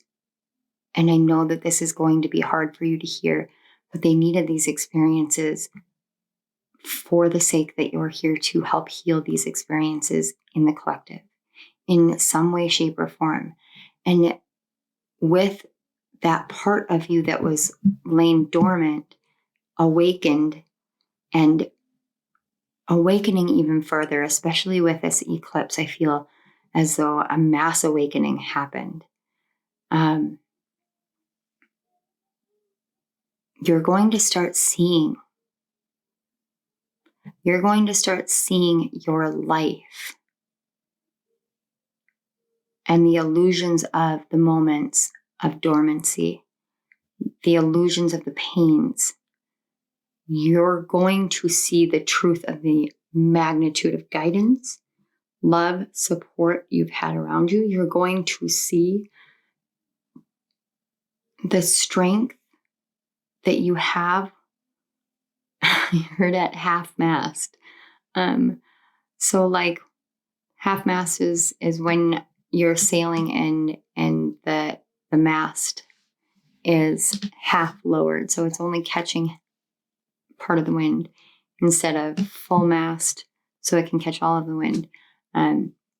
Essentially at half your awareness, half your understanding, half of your gifts, half of who you are. And now I have tingles all over my body. With half of you in dormancy, you're going to see the magnitude of strength, resilience, and love that you had in that state. Which, when this happens, it's like a mass revelation of freedom. It's a weight being lifted. It's a truth that can't be denied, and you are fed by truths. They nourish you. When you hear some truth roll off of someone's tongue, it's like music of the gods to you. And you'll realize this, that when people are speaking truths, and particularly divine truths, it will feel as though you're listening to music or to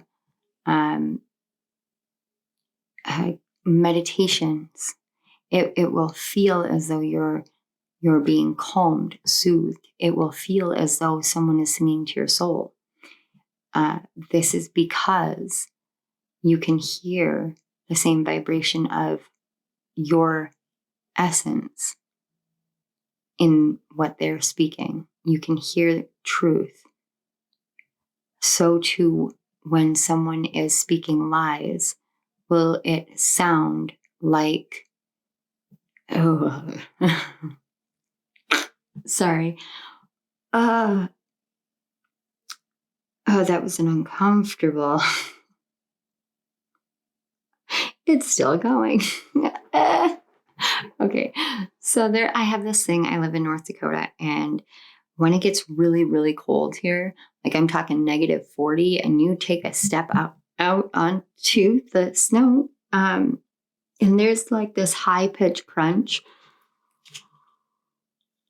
It like pierces my ears. It's the equivalent of how some people react really, really, really negatively to nails on a chalkboard. But what I got was actually like stringed instruments where the bows are just being sawed on them and everything. I'm sorry, I'm having physical reactions to this analogy, which tells me that you may also have kind of physical reactions to lies being told. This is your exception. You are love. Your exception is that at half the awareness, half the awakened nature of who you are still vibrating at a higher frequency than the majority of the collective. It is because you're here to lead. Point blank. Lead. All right, let's take a look at your other cards. When I connect to the spiritual realm. I open the door to receive divine guidance, clear direction, and great wisdom. There's that guidance again. Guidance. Wanting more for others puts me into an energy of abundance. Okay.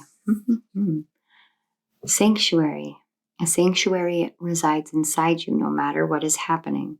This inner temple beckons you to enter. Take a deep breath, enter, and sit down on the throne of your heart. And then we have, I'm not surprised at all, 17 shamanic healer, cleansing and attunement. You guys are my Reiki pile. Shamanic healers. This is going to be another energy. I have the feeling my shamans, mystics, medicine, men and women, you're the healers that don't follow you may resonate with many or all of them, but you have different healings. It's that, like that natural witch, cosmic earth magic. There's something within the healing area that you know. You don't, it's a knowing. I'm getting it through my claircognizance. So I'm just hearing, you don't know how you know, but you know. And that's how I usually describe my claircognizance. I don't know how I know these things, but I just do. But when I touched the sanctuary card and read it, I was seeing a cave. And I was thinking about this shamanic drum journey that I did a couple years ago, where they played the drums and they told you just go into a cave to find your spirit animal. Nothing more or less than that. They didn't, there was no guiding or anything. It was just surrender to the drums and the music and the beat. And this is what your purpose is. So you set this as your intention. This is where you go.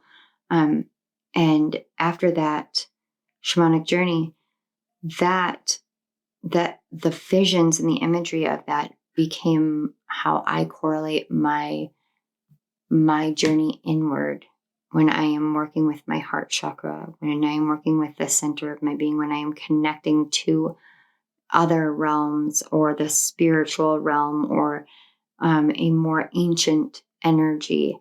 That's where I go. You may have something like that you have constructed within yourself. It could be a forest. It could be a meadow. I'm actually seeing a meadow with like yellow and red and purple flowers and big trees. Like they keep changing because there's too many people. Pine trees, oak trees. I just heard poplar and ash and willow trees as well. So it's kind of like you're just surrounding it with all of these trees. And this is where you go. And I'm actually hearing that you can go here to receive guidance. You can go here to receive insight. You can go here to receive healing. You can go here to meet with your guides. They will appear here. They will appear in form. They will speak to you. They will speak over you. They will bring forth awareness and wisdom.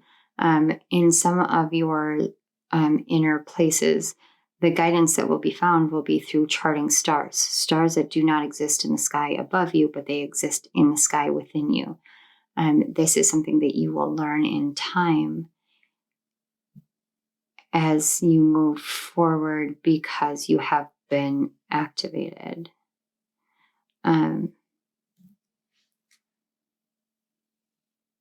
That was new. Okay, I'm not going to question things. I just know I'm supposed to be here reading.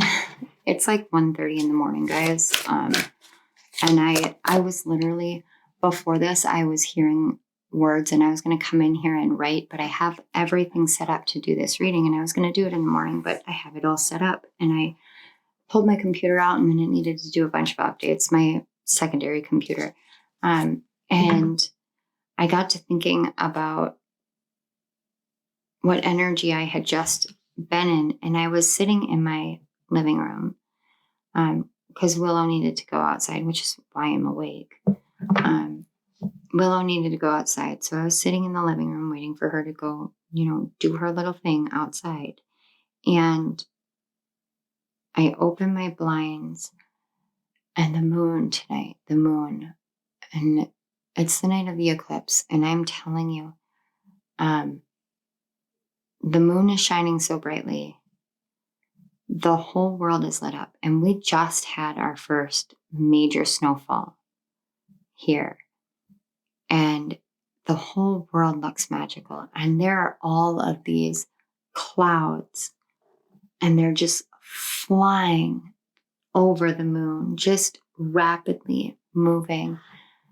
And there was a formation that it literally looked like Archangel Gabriel in the sky with her horn, sounding the judgment call. It was so incredible. And I just sat there, and I had my hands like this, and I had my chin on my hands, and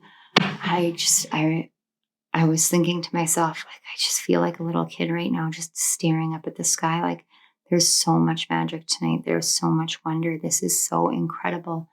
And there was this part of me that just felt so alive. And it's a part of me that I haven't touched for a very long time. This is an energy that I feel like you guys are starting to come into for yourselves. Some sort of, wow. Okay, we're just going to keep this commitment one, because it definitely, yeah. Oh my God, look at that.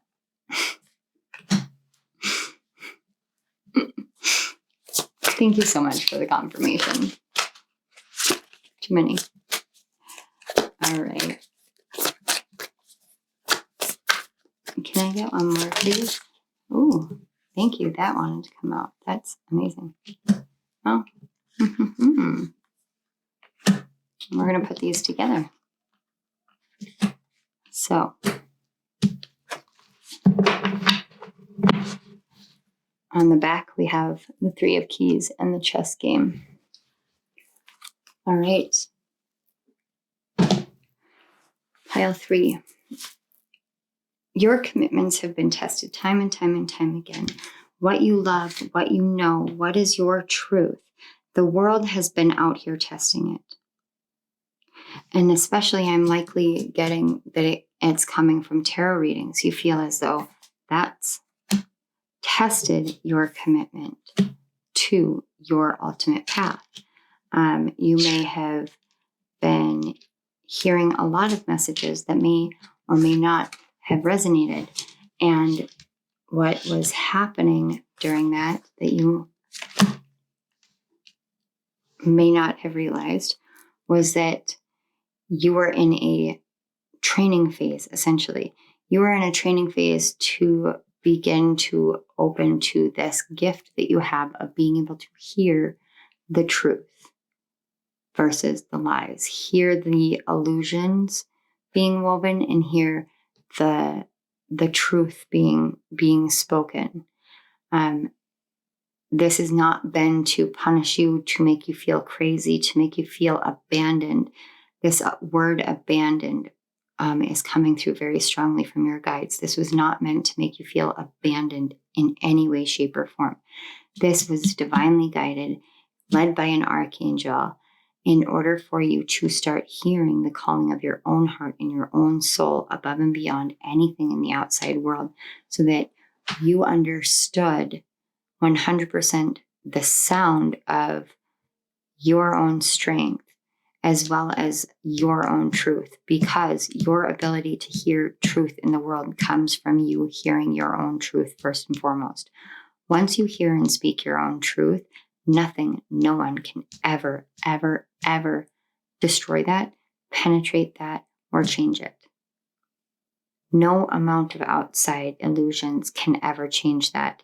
You have been amassing strength within. And now I've got like pain and pressure in my left ear, like a lot.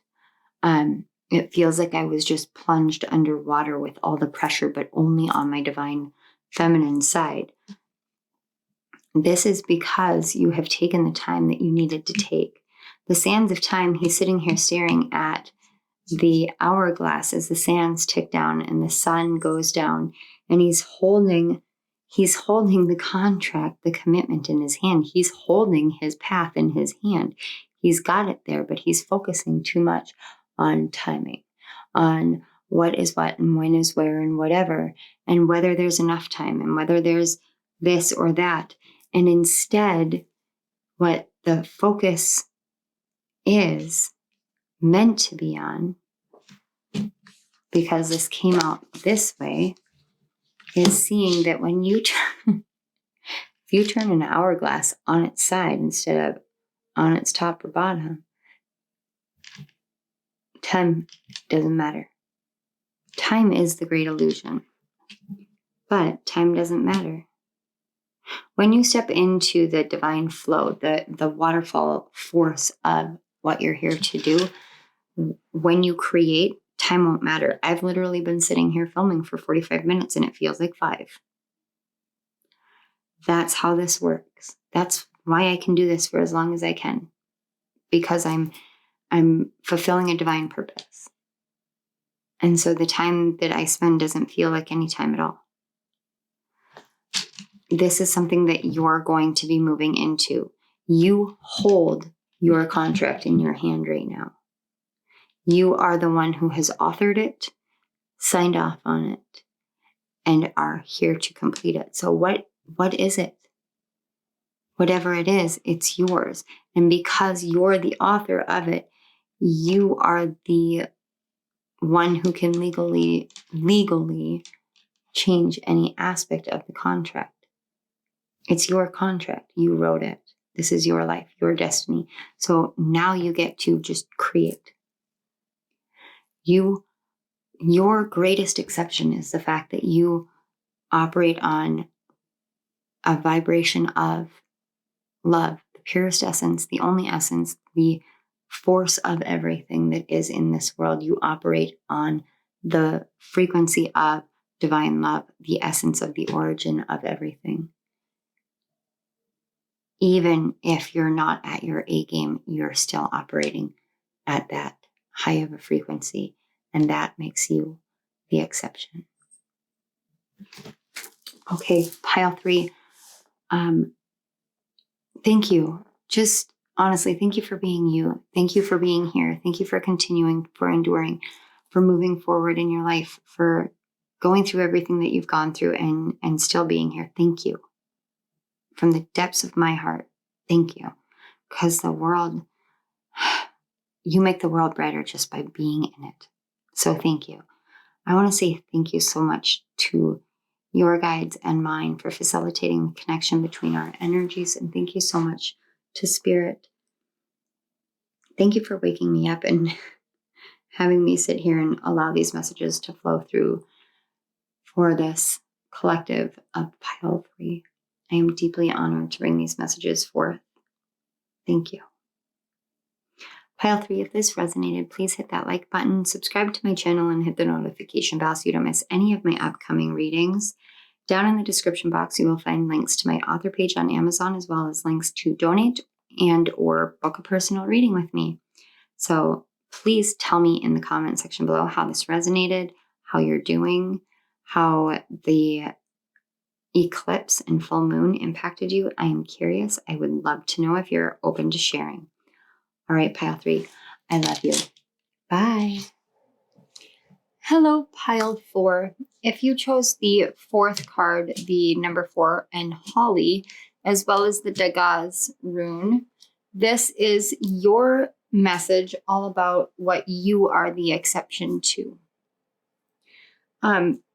As I was tapping into the energies of your piles, into the energies of the Holly card and the Dagaz rune, which is also, it correlates to the day, I got a lot of different energies. It started with Gemini, Libra, Pisces energies, a lot of twin energies, a lot of duplicate energies, doubles, triples. So you may be seeing double numbers, triple numbers. You may have a twin. You may identify as being in a twin flame union or journey this lifetime. You alternately may just feel as though you have two sides of who you are all the time. I wasn't getting anything chart specific with these energies, just the nature of balancing and harmonizing duality. And before I continue, I did want to just put this out there that I do apologize if you guys can hear my heater in the background. It is winter in North Dakota. It has officially fallen. There's snow everywhere, and there were about 4 different car accidents yesterday because it was the first snowfall. And in North Dakota, people forget that we drive on snow pretty much 6 months out of the year. Whenever the first snowfall hits, it's like everybody forgets that we have been doing this for a while. And there's just car accidents galore. So it was an interesting day yesterday. But I do have the heater on in my office because of winter coming. So you also may be somebody who has both water and fire dominant in your chart. Alternately, you could have earth and air dominant in your chart, but they were paired together in that very specific way. And what I was shown was actually the symbolism that is used for earth, air, fire, and water. So it's triangles. And the feminines have the reverse triangle, which signifies the female reproductive system, like this. And the masculine has the closed triangle like this, which represents the masculine reproductive system. And then earth and air have lines going through the triangles. And they signify counterpart energies, oppositional energies. So you would have these energies that wouldn't seem to naturally flow together. And you would have them both kind of equal in your natal chart. I think the best I can describe is, even though I am fire dominant in my chart, I am a Cancer Sun and a Cancer Mercury and a Cancer Mars, and I've got my Pluto in Scorpio. And so I've got a lot of these, I've got a lot of water energy. And so I have a lot of water and fire energy, and then a smattering of air and very minimal earth energy. But something that I learned with water and fire energy in particular is when you have those two and they are all dominant or equivalent within your chart, you have this interesting combination of spiritual energy as well as emotional energy and psychic energy. And at the same time, you have all of the negatives of those. So you have that quick fire reactionary energy of the fire all the time with the excessive emotional nature of the water energy. And this, again, brings back that energy of balancing and harmonizing dualities. These are dual energies. When you think about earth and you think about air, earth is very grounded. It's very pragmatic. It's very logical, critical. This is what needs to be done. And let me take the action-oriented, focused, grounded steps forward. And air is like, let me float in the ethers and do whatever I want to do as long as there is no such thing as gravity. So as you can see, they are very oppositional energies. And so you may have these very dissonant, very oppositional energies, both equally dominant within your natal chart. And this makes your natural energy one of dissonance, which is something I'm very familiar to. You may have Neptune dominant in your chart, which would make you a Pisces rising. Neptune as a ruler, if Neptune was dominant, it just would have more aspects. I also got the possibility of Neptune in the 5th or 11th houses. You don't have to have any of these placements for this reading to be yours, but these are just the energies that I got for you guys. I also got this energy of idealism and utopian ideals. You may be strongly drawn or enjoy utopian or dystopian novels. I was actually seeing the cover of The Giver and hearing the story as I was tapping into your guys' energy. And that's by Lois Lowry. And then I did get that many of you in this pile may be auric readers, so you can read auras. Rainbow children, indigo children, crystal children. I was also picking up a lot of mutable energy very strongly. You may have your natal chart angles in mutable signs. That would be your ascendant, your descendant, your imam Koli, or your medium Koli. And that would be Gemini, Virgo, Sagittarius, or Pisces. So you guys feel like you feel like somebody who is very, very, it's almost, the words that are coming through are cut and dry. And the weird thing about it is I don't get the sense that you don't understand the gray area. I don't get the sense that you are black and white. You're just very cut and dry about your beliefs, about what you perceive as right and wrong, as what you're meant to do versus what other people are meant to do. There's a lot that is, it just keeps coming through as cut and dry. It's very, very, very cut and dry with you. And that's not a bad thing. This is actually something that makes you an exception to a lot of things, because not a lot of people can just be like, let me cut to the chase. Let me get directly to it and give you all the options. But I'm going to tell you that this is my opinion. This is my belief, and I'm not going to waver from that. So if you want to take it, you can take it. If you don't, walk away. And that's kind of how you are. You're like, no nonsense. But the thing is you also have the Dagaz rune. So you have the rune of the day. You have the rune of the sun, of the life-giving energy. And that's what you are. You shine this light out. I mean, you look at the Holly card and there's this beam of light aligning it. And that's the thing. But Holly is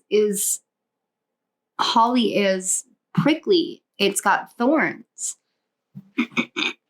So this way of being, people may think you are harsh, you're mean, but you're literally, like I just heard, telling it like it is. You tell it like it is. You tell the truth. You tell the I just heard blatant honesty. You guys and I have got to be soul family. You might be one of those hard truths people. You don't seek truths because you're worried about lies. You tell truths because you don't deal with lies. It's that kind of thing. That's really powerful.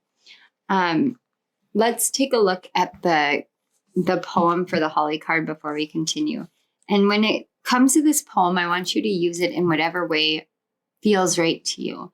You can take it and you can use it for intention setting. You can use it for meditation. You can use it for spell work, whatever it is. But something about these poems that they put at the end of every section for these cards, to me, it just feels so, it feels like magic. It feels like, glitter unicorn poop is the best way I can describe it. All right. So here you go. Holly, clarify your intent, expose your fears, trust in your inner voice, and take courage. The sword pierces the veil. Truth is double-edged, merciless, yet full of love. Yeah, that's exactly what I was saying, is this is how you guys are. And the funny thing is for me to pick up mutable energy with you guys.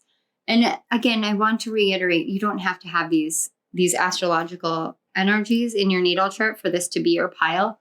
It's simply the energy that you give off. I just heard progressed. So some of you may have some of these placements in your progressed chart as well. And that would just be something that you would have to check out. And you can do that online. But it's this, when I heard the word progressed, I actually thought more of growth, of personal growth, of learning and growing. And that's what makes you an exception to, I guess, being attacked for the way that you come off, for the hard nature that you would normally be seen as. The world doesn't see you that way. They come to you for the truths that you share, because the truths that you share feel like the sun shining and the heat beating down in the coldest days of winter. The truth that you share feels like true alignment for so many people. It's like you can open your mouth and you can say something and it would seem almost meaningless to you. But the truth is that it awakens others. It awakens them. You spark something inside of people, much the same as a solar flare could spark so much if it reached far enough. Oh, you guys are my yawning pile. I haven't touched this energy for quite a while. Hi, guys. I haven't worked with this energy for a while, but it's nice to feel it and feel familiar. But the truths that you guys speak, man, you do that. You do it in such unique ways. I can't help but wonder if you maybe are a librarian or do some sort of like book club or something like that. The dystopian novels keeps jumping out at me. But with The Giver, it was all about taking away the differences. It was hiding the differences. And then there would be one person who would hold the memories of all of it for all the people, down to colors. You're like Jonah in that. Jonah, who was chosen to be a giver, and he gave all the memories back so that they could understand what it was like to love, what it was like to taste, what it was like to see colors, hear music, what it was like to embrace differences. And that to me is what you do. You show people that it's our differences that make us strong. It's our differences that make us brave and bold and beautiful and connected. And for other people who would be doing what you do, or other people who do what you do in the world, they don't have the same light. They don't have the same shine as you. It's the combination of the sun and the thorns that make you what you are, that make you the exception. You can be hard and you can tell hard truths to the world. You can tell these hard stories and be blunt and brutally honest. And yet people come to you because you are the sun. You shine this light out brighter than anything they've ever seen. And for you to do that because you've been beat down and bloodied so often by other people, it makes you a miracle. It's no wonder that there are thorns. Everybody who is a walking miracle has some thorns because of what they have had to go through to become a walking miracle, and you are no exception, Pile 4. You endure so that you can create. You endure so that you can speak truths. You endure so that other people will not have to fall into the same trap that you did. And that's so admirable of you. It truly is. So let's take a look at your cards. We're going to start with the top row. We have candle illumination. Yes, see, you illuminate so much. You illuminate the darkness for others. You may be a shadow worker. Okay, we're not going to get into that.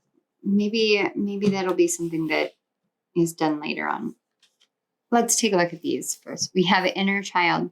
Allow me to give compassion and love to that little one. Let me attend to its deepest needs. and feelings. Oh, this makes sense. I'm going to explain it in a minute. And deepening. Oh my gosh, you guys. I can't even. Once you're on earth for enough lifetimes, your old soul will begin to long for non-grasping detachment and surrender. They bring the peace of God. I was literally looking over here, like literally over here on my floor is Winifred laying down. And I was like, oh, it's really funny. I wish I could show you guys what she looks like here. Let's get that. There we go. Some of you may have a gift very similar to one that I have. And it's a gift that I discovered. So my daughter has a mentor, just like a big sister. And her mentor was going through a hard time surrounding one of her family members. And I was doing a mediumship read for her. And I realized that I was tapping into this family member's inner child. I was able to see it in my third eye, see what the inner child looked like, see the kind of chains, the kind of pains that the inner child was in. You may be able to do that with your gifts. You may also have this awareness of the deepening with the inner child. It's you set other people's inner childs free through a sense of illumination. You show them how to let go of the pains of the past, how to move forward from the pains of the past. It's not so much about detachment as it is about that cut and dry energy keeps coming through. You may be somebody who goes towards if-then statements. Once a detriment and not so much anymore. I'm still working on that, but it's a progressive mindset is what it is. So something that makes you the exception is the longer that you're on this earth, the more lifetimes that you have here, the more you embody your inner child. And that seems so oppositional because for the most part with your energy, what I'm picking up is that you likely are someone who's very hard. Like you come off as a very hard adult. But the truth is when you allow people to see all of who you are, you literally embody your inner child all the time. I'll be right back, guys. I gotta go let Willow out. Okay, I'm back. So I needed to turn my heater off too, but I didn't need to let Willow out. I thought I did, but turns out the squeaking that I heard that I thought was her whining at the door was actually Winifred on the floor sleeping. That's why we call her Darth Vader. She's a very fat cat and she breathes very loudly. What I was saying, and if you can't tell, I'm literally eating a carrot. I needed to get something in my stomach, guys. The energies from the lunar eclipse, which is the day I'm filming it, they have been crazy. So I do apologize, but I needed this so I could continue doing your reading.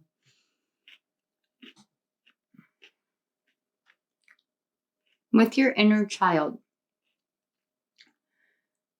for a person like you to embody the inner child and to live from the lens of the inner child, kids don't really attach meaning to things until we tell them what things mean. You have found a way to do this in adulthood.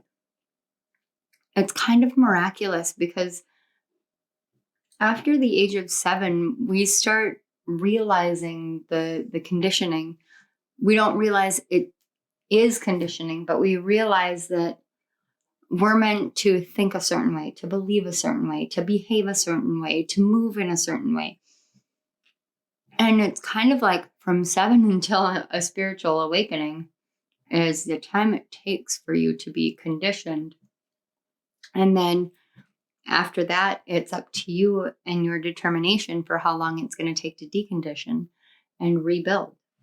You seem to have been able to circumvent conditioning in a big way. I don't know how. And I don't know necessarily what that means. And you might be fighting me on that because I just heard I had to decondition myself. How much have you had to do? How much magic have you believed in your life? Like real magic.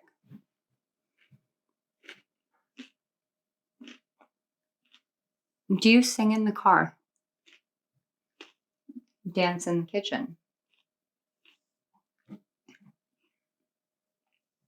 Do you sing in the car regardless of whether someone is next to you? In the next car or in the car with you? Do you know that all these things that we do, that we stop ourselves from doing because someone might be watching or because someone might not like the songs that we're singing while we're in the car with other people? These are all conditioned things. When you dance in the kitchen, when you move through life without putting limitations, putting any kind of definition to what you're doing, but you just do it because it's fun, that's you living from your inner child. And with your pile in particular, I feel like you just do this naturally, so naturally that you may not have actually realized that this is what it is you living from your inner child. Not everybody on the spiritual journey goes through all of the traumas that some of us do. Like, I know I'm someone who went through 28 years of trauma and then several years of fighting my trauma instead of healing it, and traumatizing other people because I was fighting healing my trauma. And then I went into a state of healing my trauma. And so with these things that we do, we learn through them, but not everybody has that kind of spiritual journey. Some people genuinely have these innocent lights and these innocent lives and these innocent souls, and they live their life that way. And it's those people that, like, we all say, I want to wrap you in bubble wrap. I want to protect you as much as I can, because they seem naive, but they're not. They just see the truth of the world. When you live from the inner child's perspective, you're actually living from the view of the more natural life, the more natural world. Some of you may actually be able to physically see the Fae. They don't hide from you. I just heard they don't hide from you. You see the sparks.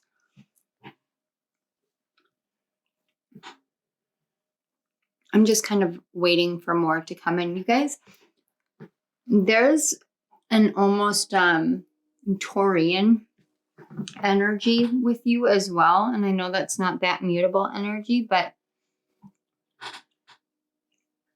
I'm sitting here and I really want to just like dive into cooking and cleaning, and I really want to like sit and crochet and work with the tarot on my own. And like, there's so many things that I want to do that are just very homey and very like comforting to me as I'm sitting in your energy. And I love it. I'm also having sugar cravings while I'm in your energy too, which again, to me, talks about that inner child. Because whenever I work with my inner child, my sugar intake increases until I heal whatever wound I'm healing. It's crazy how that works. But when I was a kid, something that I used to do was actually use sugar as a coping mechanism. I have a very high metabolism, and so it was something that I never really thought about. I just had a sweet tooth. We think about the nectars of life. When I was a kid, that's how I viewed candy, was like the nectars of life. So there are certain things that I go back to. No, I think the reason why I'm talking to you about this is because I get this energy of like, oh, holy crap. Oh, holy crap. Oh, holy crap.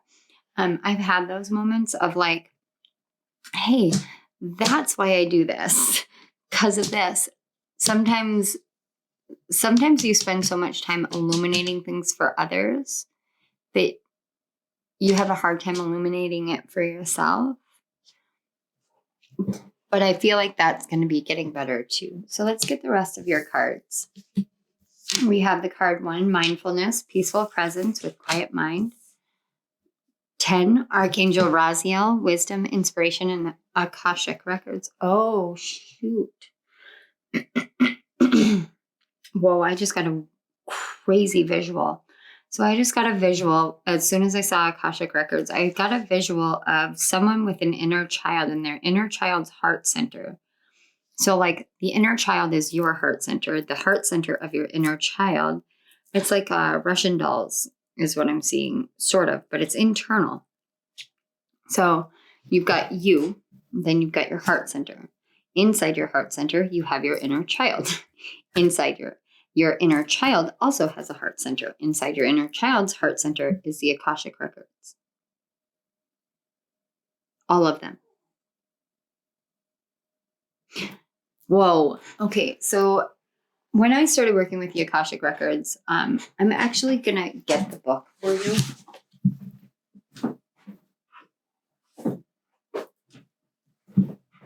And I am in no way, shape, or form encouraging you to get this book at all.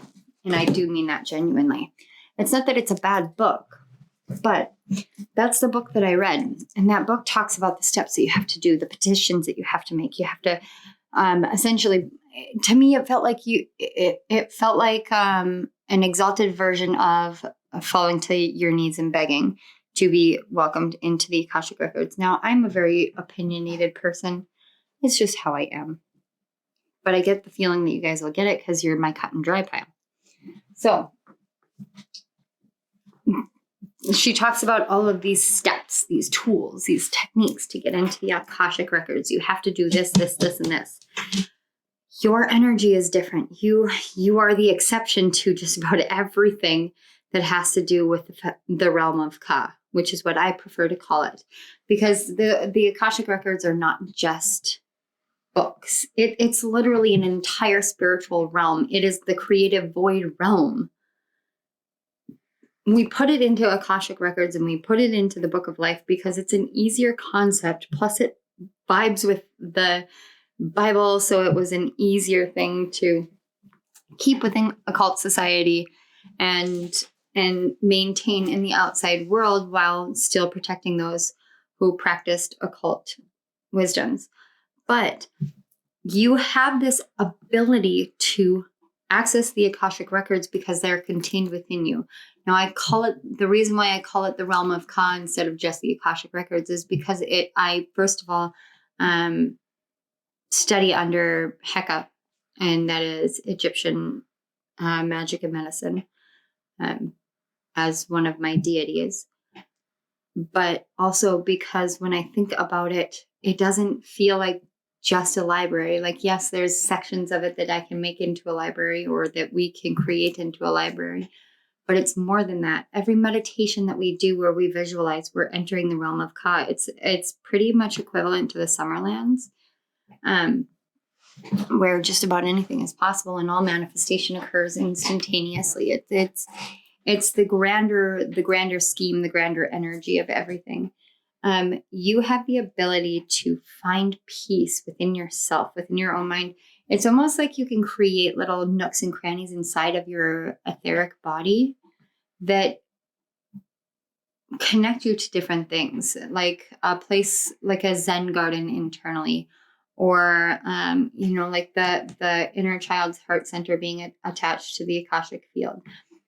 Things like that are like you break the mold on it. And this is something that many of you are discovering, and some of you have discovered pieces of this already.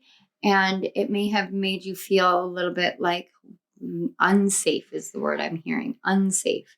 You can't share this with anybody because nobody would really understand. Spirit understands. I understand. I see it. I can understand it. So you're safe to share this. It actually is part of your purpose is what I'm getting, is finding a way to share with the world the blessing that you are, the exception that you are. That's such a beautiful thing. Let's get the final two messages. We have health. Allow me, divine, to be tender and accepting of my body, no matter what ailments I may have. May I always know it's doing the best that it can. Help me be a loving ally and friend to this sacred form. And then appreciation dissolves all blocks to the presence of my super attractor power. Yeah, so you guys have the field of the realm of Ka within you. And, we talk all the time, like, we have the universe within us. We are made of stardust. We are made of the universe. And yeah, it's absolutely true. Absolutely true. But you know what? We're like, the notion here, what I want you to understand, because this is about how you're the exception. You have the realm of Ka, you have the realm of manifestation. Think of Summerlands. If you don't know what Summerlands are, I highly encourage you to look it up. It is in both fiction and nonfiction, all over the place. I actually, I don't think I have the book series in my office. It's one of the ones I didn't bring up here. I left it downstairs. I think it's Evermore. I'm pretty sure it's Evermore. Don't quote me on that. I'm one of the books in the series is Blue Moon. I can tell you that for sure. I do know that one of them is Blue Moon, and it's a young adult sci-fi fantasy love romance novel, which, FYI, those are my favorite, guys. So this main character, she goes through this accident and she dies in the accident and is healed. But when she comes back, she can see, oh my God, she can see auras. Yeah, you have auric readers. That's why it's coming through. Oh my gosh. Okay, this makes so much more sense. Oh gosh. Oh, you're okay. You guys are such a massive level of exception that it's kind of like chasing your tail to try and define anything about you. But in this book, she can read auras and she can hear other people's thoughts. She's telepathic, she's psychic, and she has all these gifts that awaken after her because she's touched the Summerlands. And she learns this through, the love interest and whatever. But that's what I get from you guys. Like, you have the Summerlands within you. That book series, I'm one that will always promote fiction novels as spiritual lessons, TV shows as spiritual lessons, because I learn so much from them. I do. My husband and we're going through something where I'm helping teach him tarot and he's helping me practice my gifts every night. So he pulls cards, but he is a huge Game of Thrones fan. So he is working with the Game of Thrones tarot, and I'm teaching him how to see beyond the cards through using something that he loves. Now, this is something that you also can do because you have this illumination in this inner child, so you can actually touch into things that people love and help them see beyond it. I do this. Lexi the Leo does this. 9 3/4 does this. 9 3/4 is amazing for doing this because she does something that I do as well, but I didn't want to make my channel like one direction just for the sake that I was so scared I would run out of material, and she never does. And I'm so proud of her for that. She just amazes me. And if this is your pile, hi. But what she does is she takes Harry Potter and she finds the ways in which Harry Potter and all that she loves about the wizarding world can apply on a spiritual level. And I've done that. Literally when I went to college, my freshman year of college, I wrote a paper about the Harry Potter phenomenon and how it was really just about the story of good versus evil, the hero's journey. And I pulled in philosophy and everything to that. And we find the lessons where we need to find them. But for you can find it through your inner child. But you also show people how to embrace their inner child in a way, deepen that connection to their inner child so they're no longer detached from their inner child, and to see the benefit of all the things that we have gone through in our lives, including just the books that we have read. That's really, really beautiful. And You have this natural essence of appreciating everything. You don't take your health too seriously, but you also don't take it for granted. And that's a really beautiful thing too, because that also makes you an exception. You may have been somebody who had or has chronic health issues. And because of that, you have a very unique perspective on the physical body. I really like that. We've got 8 of Keys, the Master Artisan, and the Queen of Scrolls. I think there's one more. Yep. And the Oracle of Delphi. And on the back, we have Winged Messengers with the 2 of Roses. So this is telling me, and this is the Akashic Tarot. So if you are a tarot reader, you may want to grab this deck because it might actually help you open yourself up more to the exception that you are. But the Master Artisan talks about somebody who teaches others because he has perfected something. Now, the Queen of Scrolls is all about communication, and her third eye is all lit up, plus the Oracle of Delphi. I mean, that's Pythia, and she's the Oracle of Delphi. I know I say that like everybody should know, but I feel so deeply connected to her energy myself personally. So, but she's from Athens, I believe, ancient Greek, ancient Rome. And she was the oracle who inherited it from, I think it was Themis. Yep, from Themis. And again, there's that Libran energy coming in that I picked up. But this is telling me that over time, you'll learn how to perfect sharing this exception that you are, sharing it in ways that help people open up to their own psychic gifts, their own psychic knowing. You may be a psychic teacher. You may be a psychic author, anything like that. You may just liked the paranormal, but this is telling me that you shine in these areas. You're perfecting the art of communication in a multitude of ways. And the Queen of Scrolls talks about publishing, writing. The Oracle of Delphi is literally an oracle, a prophet, a prophetess, a high priestess, very, very high priestess. Pile 4, your exception is that you can be as honest and as blatantly honest as you want to be, and you still shine like the sun.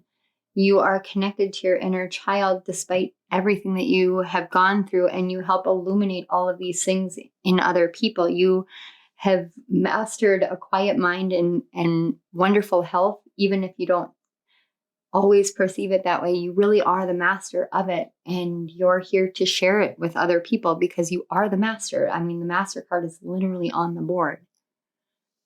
So pile 4, this is all I'm seeing, but I do want to say thank you so much for being here. Thank you for mastering this life. Genuinely, thank you. I want to say thank you to your guides and mine for facilitating the connection between us, and thank you so much to Spirit. Spirit, these messages are always so profound, so inspiring, so uplifting, and I am always so honored to sit here and channel and work with you and be your filter. Thank you so much. Pile 4, if this resonated, please hit the like button. Don't forget to subscribe to my channel, hit the notification bell so you don't miss any of my upcoming readings. Down in the description box below, you will find links to my author page on Amazon, as well as links to donate to my channel and book a personal reading. Let us know in the comment section below how this resonated. Let other Pile 4s know that you guys are here and united and cut and dry. Put like a little scissor emoji down there for me. All right. I love you, Pile 4. I will see you at my next reading. Bye.